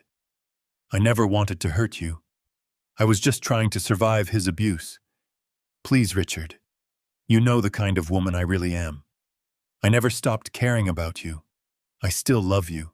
The sheer audacity of her lies was breathtaking. She was attempting to use the very same manipulative tactics she had employed to steal my life 12 years ago. She actually believed she could shed a few tears, play the helpless, coerced victim, and convince me to protect her from the federal prosecutors. She thought my heart was still soft enough to forgive her ultimate betrayal. I did not move away from her. I simply stood perfectly still and looked down at her tear-stained face with absolute unyielding disgust. I felt no sorrow for the woman crying at my feet. I felt no lingering attachment to the memories we once shared. She was nothing more than a poisonous parasite who had fed on my success and conspired to rot my brain. I reached my right hand deep into the interior pocket of my tailored jacket. My fingers bypassed the silver fountain pen and closed around a small cylindrical glass object. I slowly pulled my hand out, revealing a tiny glass vial sealed with a black rubber stopper. Inside the transparent glass rested a fine, pale yellow powder. It was the exact neurotoxic chemical she had been meticulously crushing and dissolving into my nightly chamomile tea. I had managed to secure the remainder of her stash earlier that afternoon while she was busy getting her hair styled for the grand gala. I held the small glass vial up to the bright overhead spotlight, ensuring she could see exactly what it was. The moment Diana recognized the container, her desperate sobbing abruptly stopped. Her eyes widened in sheer, paralyzing terror. Her mouth hung open, but no sound came out. She realized I knew absolutely everything. I knew about the forged documents, the offshore accounts, and the slow, deliberate attempt to murder my cognitive functions. I opened my fingers and let the glass vial fall. It dropped through the air and landed perfectly in the center of her lap, resting against the expensive silk fabric of her designer evening gown. "Tell it to the judge, Diana," I said, my voice cold, flat, and devoid of any human sympathy. "Enjoy the food in federal prison." I stepped back firmly, pulling my pant leg completely out of her desperate, grasping grip. Two female federal agents immediately stepped forward, grabbing Diana forcefully by her bare arms and hauling her roughly to her feet. She began to shriek, a high-pitched, agonizing sound of pure terror and total defeat. She kicked and thrashed, screaming my name over and over again, as the agents dragged her away from the stage and out of the grand ballroom, leaving me standing alone in the quiet, absolute triumph of my reclaimed life. The grand ballroom, once a glittering symbol of my brother's stolen triumph, was now an active, chaotic federal crime scene. The flashing cameras of the press were quickly corralled by tactical units, though enough sensational footage had already been captured to dominate the global news cycle for months to come. I stood near the clear crystal podium watching the dramatic aftermath unfold with a profound sense of absolute tranquility. Agent Mitchell approached me, his heavy tactical boots crunching loudly over the broken glass and scattered champagne flutes that littered the floor. He removed his protective helmet and extended a firm, highly respectful hand toward me. I took it, feeling the solid grip of a man who knew exactly what we had sacrificed to reach this impossible moment. He looked me directly in the eyes and delivered the words I had waited 4,000 agonizing days to hear. "The paperwork has been fully processed by the Department of Justice Agent Mitchell," said his voice carrying a quiet but undeniable weight over the surrounding noise. "Your exoneration is officially complete, Richard. The federal judge signed the executive order this morning. Every single fraudulent charge has been completely expunged from your record. You are no longer a convicted felon. You are a free man with a completely clean slate. I closed my eyes, letting the immense gravity of his words wash over my tired soul. The invisible, suffocating chains that had bound my wrists for 12 years shattered into fine dust. I took a deep, steadying breath and opened my eyes to see Harrison walking purposefully onto the brightly lit stage. My fiercely loyal attorney did not look like a struggling, defeated paralegal anymore. He stood incredibly tall, radiating the sharp, brilliant legal mind that Edward had so desperately tried to destroy all those years ago. Harrison reached into his tailored jacket pocket and pulled out a familiar, gleaming object. It was my father's vintage gold timepiece. He had personally retrieved it from Edward's wrist during the aggressive arrest procedure. Harrison held the gold watch out to me, a silent, powerful testament to our shared victory. I took the watch, feeling the cool, heavy metal resting solidly in my palm. It was not just a piece of expensive jewelry. It was the physical embodiment of my family's true legacy, finally untainted by my brother's treacherous, consuming greed. I slowly strapped the worn leather band around my wrist, buckling it securely into place. The familiar, comforting weight of it against my skin felt exactly like the miraculous return of my own soul. I turned my attention back to the remaining guests in the massive ballroom. The shell-shocked board members of Caldwell Tech were huddled together near the overturned VYP tables, looking at me with a potent mixture of profound guilt and absolute paralyzing terror. They knew they had completely abandoned me, and they knew I now held their professional fates entirely in my two hands. I stepped up to the microphone one last time. My voice echoed clearly across the silent, heavily guarded room, demanding total attention. Caldwell Tech is officially dead, I announced, delivering the final corporate verdict without a single ounce of hesitation or regret. The company you all knew and profited from was nothing more than a corrupted, hollow shell, and it will be completely liquidated by the federal government tomorrow morning to settle the illicit debts my brother accumulated. But the foundational technology, the proprietary algorithms, and the true untainted vision behind this empire belong exclusively to Aegis Systems. I paused intentionally, letting my sharp gaze sweep over the terrified corporate executives who had once betrayed me. Aegis Systems is launching tomorrow morning, I continued smoothly. We will be operating with a completely clean slate and a renewed culture of absolute unwavering integrity. We are actively hiring, but we will be highly selective about who we bring into our new home. And I am incredibly proud to announce that Harrison Wright will be stepping in immediately as my Chief Operating Officer. Harrison stood proudly beside me, nodding firmly to the captivated crowd, officially reclaiming his rightful place at the absolute pinnacle of the corporate world. I stepped down from the grand stage, leaving the shattered, smoking ruins of my brother's criminal empire behind me. I walked across the polished marble floor toward the heavy brass exit doors. I did not lean on a wooden cane. I did not shuffle my feet or slump my tired shoulders. I walked with the powerful, unyielding stride of a man who had just conquered his own darkest demons. I pushed the heavy doors open and stepped out into the crisp, cool New York night air. The city lights blazed brilliantly against the dark, endless sky, welcoming me back to the world of the living. Fast forward exactly 6 months. I stood quietly by the massive floor-to-ceiling windows of my newly renovated Manhattan penthouse office, looking out over the sprawling, magnificent city skyline. The federal trials had concluded swiftly and without mercy. Faced with the overwhelming mountain of digital evidence we had gathered, combined with my own detailed testimony, both Edward and Diana were found guilty on multiple severe counts of corporate fraud, international money laundering, and gross perjury. I attended their final sentencing hearing, just to watch the judge strike the gavel. Edward looked completely broken, his arrogant posture replaced by a permanent trembling slouch as he realized he would never wear a tailored suit again. Diana wept hysterically in the courtroom, begging the judge for a mercy that she had never once shown me.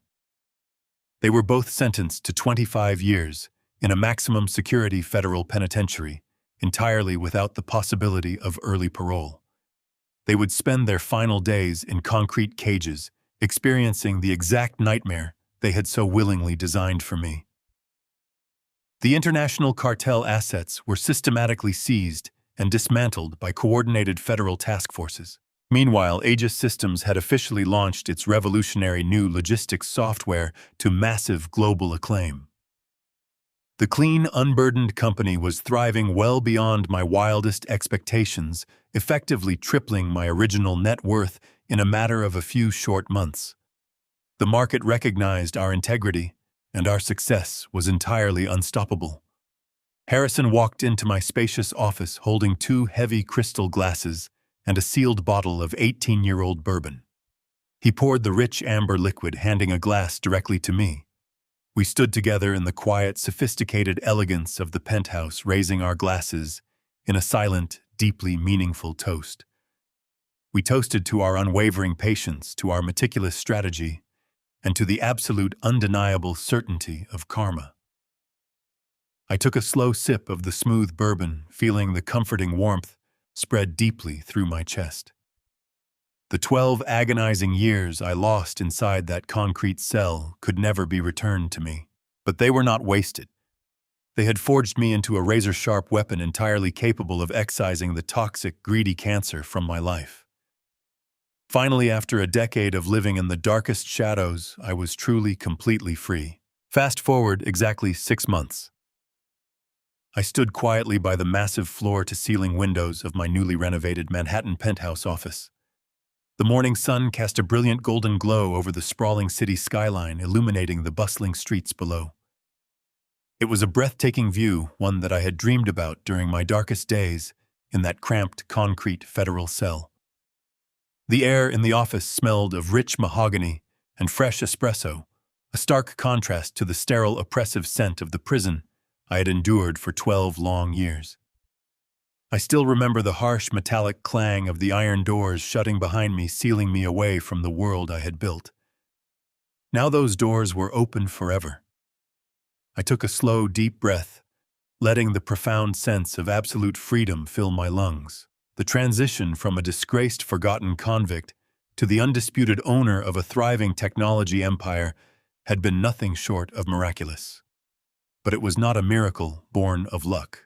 It was the direct result of unwavering patience, meticulous strategy, and the relentless pursuit of ultimate justice. I turned away from the breathtaking window and walked slowly over to my expansive, custom-built desk. The smooth, polished surface was completely clear, save for a few neatly organized legal files resting perfectly in the center.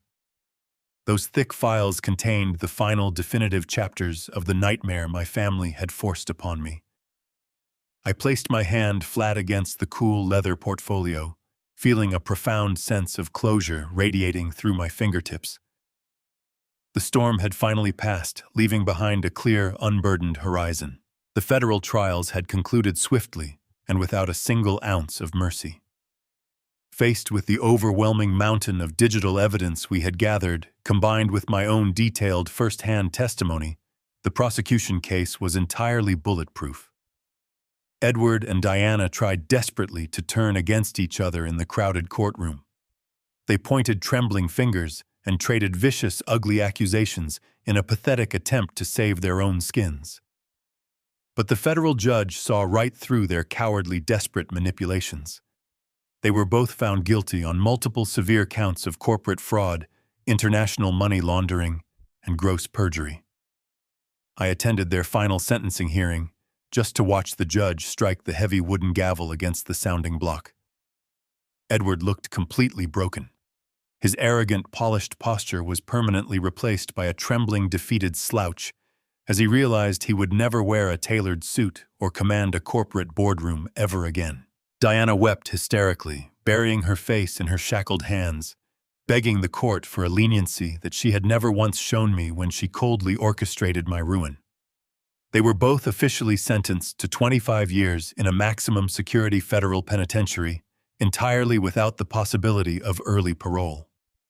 They would spend their final days locked in concrete cages, experiencing the exact same suffocating isolation they had so willingly designed for me. The massive international cartel assets they had managed were systematically seized and completely dismantled by coordinated federal task forces. Their illicit empire was erased from existence, leaving them with absolutely nothing but the crushing weight of their own monumental regrets. The millions they had once stolen were gone.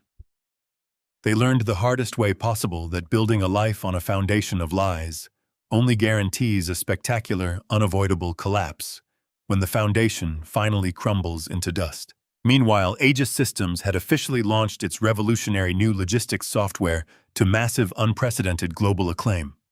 The clean, unburdened company was thriving well beyond my wildest expectations. Without the toxic weight of my brother's criminal enterprises holding us back, our proprietary algorithms revolutionized the industry supply chain across the entire world.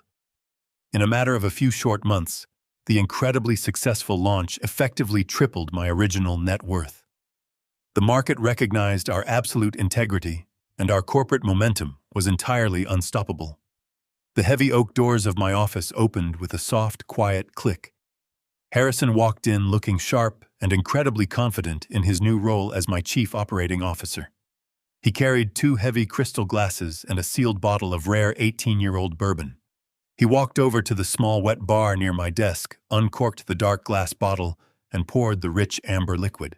He handed a glass directly to me, a proud, knowing smile resting comfortably on his face. We stood together in the quiet, sophisticated elegance of the penthouse, raising our glasses in a silent, deeply meaningful toast. We toasted to our unwavering patience, to our meticulous strategy, and to the absolute, undeniable certainty of karma. I took a slow sip of the smooth bourbon, feeling the comforting warmth spread deeply through my chest. I turned to look out over the city skyline once more. The 12 agonizing years I lost inside that concrete cell could never be returned to me. But as I stood there in the sunlight, I realized they were not wasted. They had forged me into a razor-sharp weapon entirely capable of excising the toxic, greedy cancer from my life. Finally, after a decade of living in the darkest shadows, I was truly, completely free. Trust is the most valuable currency a man can possess, but blind trust is the quickest path to absolute ruin. When you spend your entire life building a meaningful legacy, you must always be prepared to defend it from those standing closest to you. The most devastating betrayal rarely comes from your known enemies. It almost always comes from those who smile warmly at your dinner table, the ones who claim to love you while secretly plotting your downfall. Time is the ultimate judge and the ultimate truth-teller. It may take a single day or it may take 12 agonizing years, but the truth will inevitably rise to the surface and shatter the darkest of lies. Never let immense hardship or profound injustice break your spirit. Instead, let the heavy weight of those trials forge you into someone completely unbreakable. True justice is rarely swift, and it is almost never easy, but it requires ultimate, unwavering patience. If you can maintain your focus, keep your mind sharp, and refuse to surrender to despair, you will eventually find the perfect moment to strike back. You must become the silent storm that your enemies never see coming until it is far too late for them to run. If my story of surviving profound betrayal and fighting back for ultimate justice resonated with you today, please take a moment to hit the like button and subscribe to the channel. Let me know in the comments exactly where you are watching from today, and tell me if you have ever had to bravely stand up against the people who severely underestimated your true worth. I read every single comment, and your incredible support means the absolute world to me. Please share this video with anyone who might need a reminder that they are strong enough to overcome their darkest days. Stay sharp, always trust your deepest gut instincts, and never ever stop fighting for the beautiful life you rightfully deserve. Thank you so much for listening.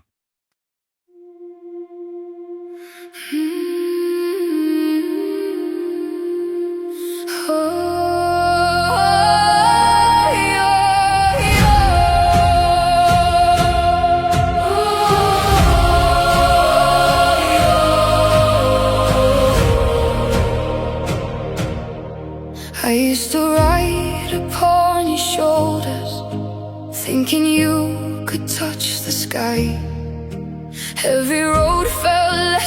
certain when I saw the world through your eyes. You were stronger than the mountains, taller than the northern pines. And when the winter winds were coming, you would stand between them and I. Time kept moving like the river, years slipped slowly out to sea. But no matter where life took me, you were always part of me. I am my Father's daughter, in every step I take, in every time I choose to stand. When it's easier to break, I carry your courage in my heart, your fire inside my soul. And though the years keep moving on, your love still leads me home.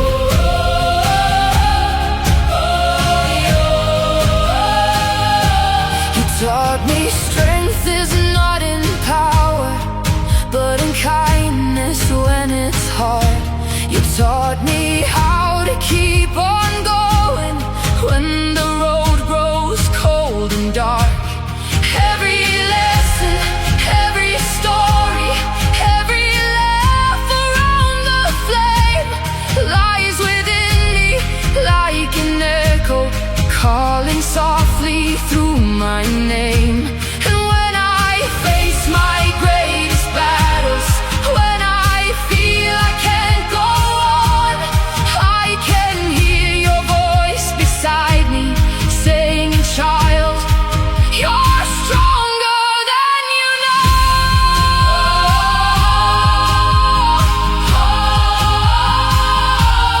I am my Father's daughter, in every step I take, in every time I choose to stand. When it's easier to break, I carry your courage in my heart, your fire inside my soul. And though the years keep moving on, your love still leads me home.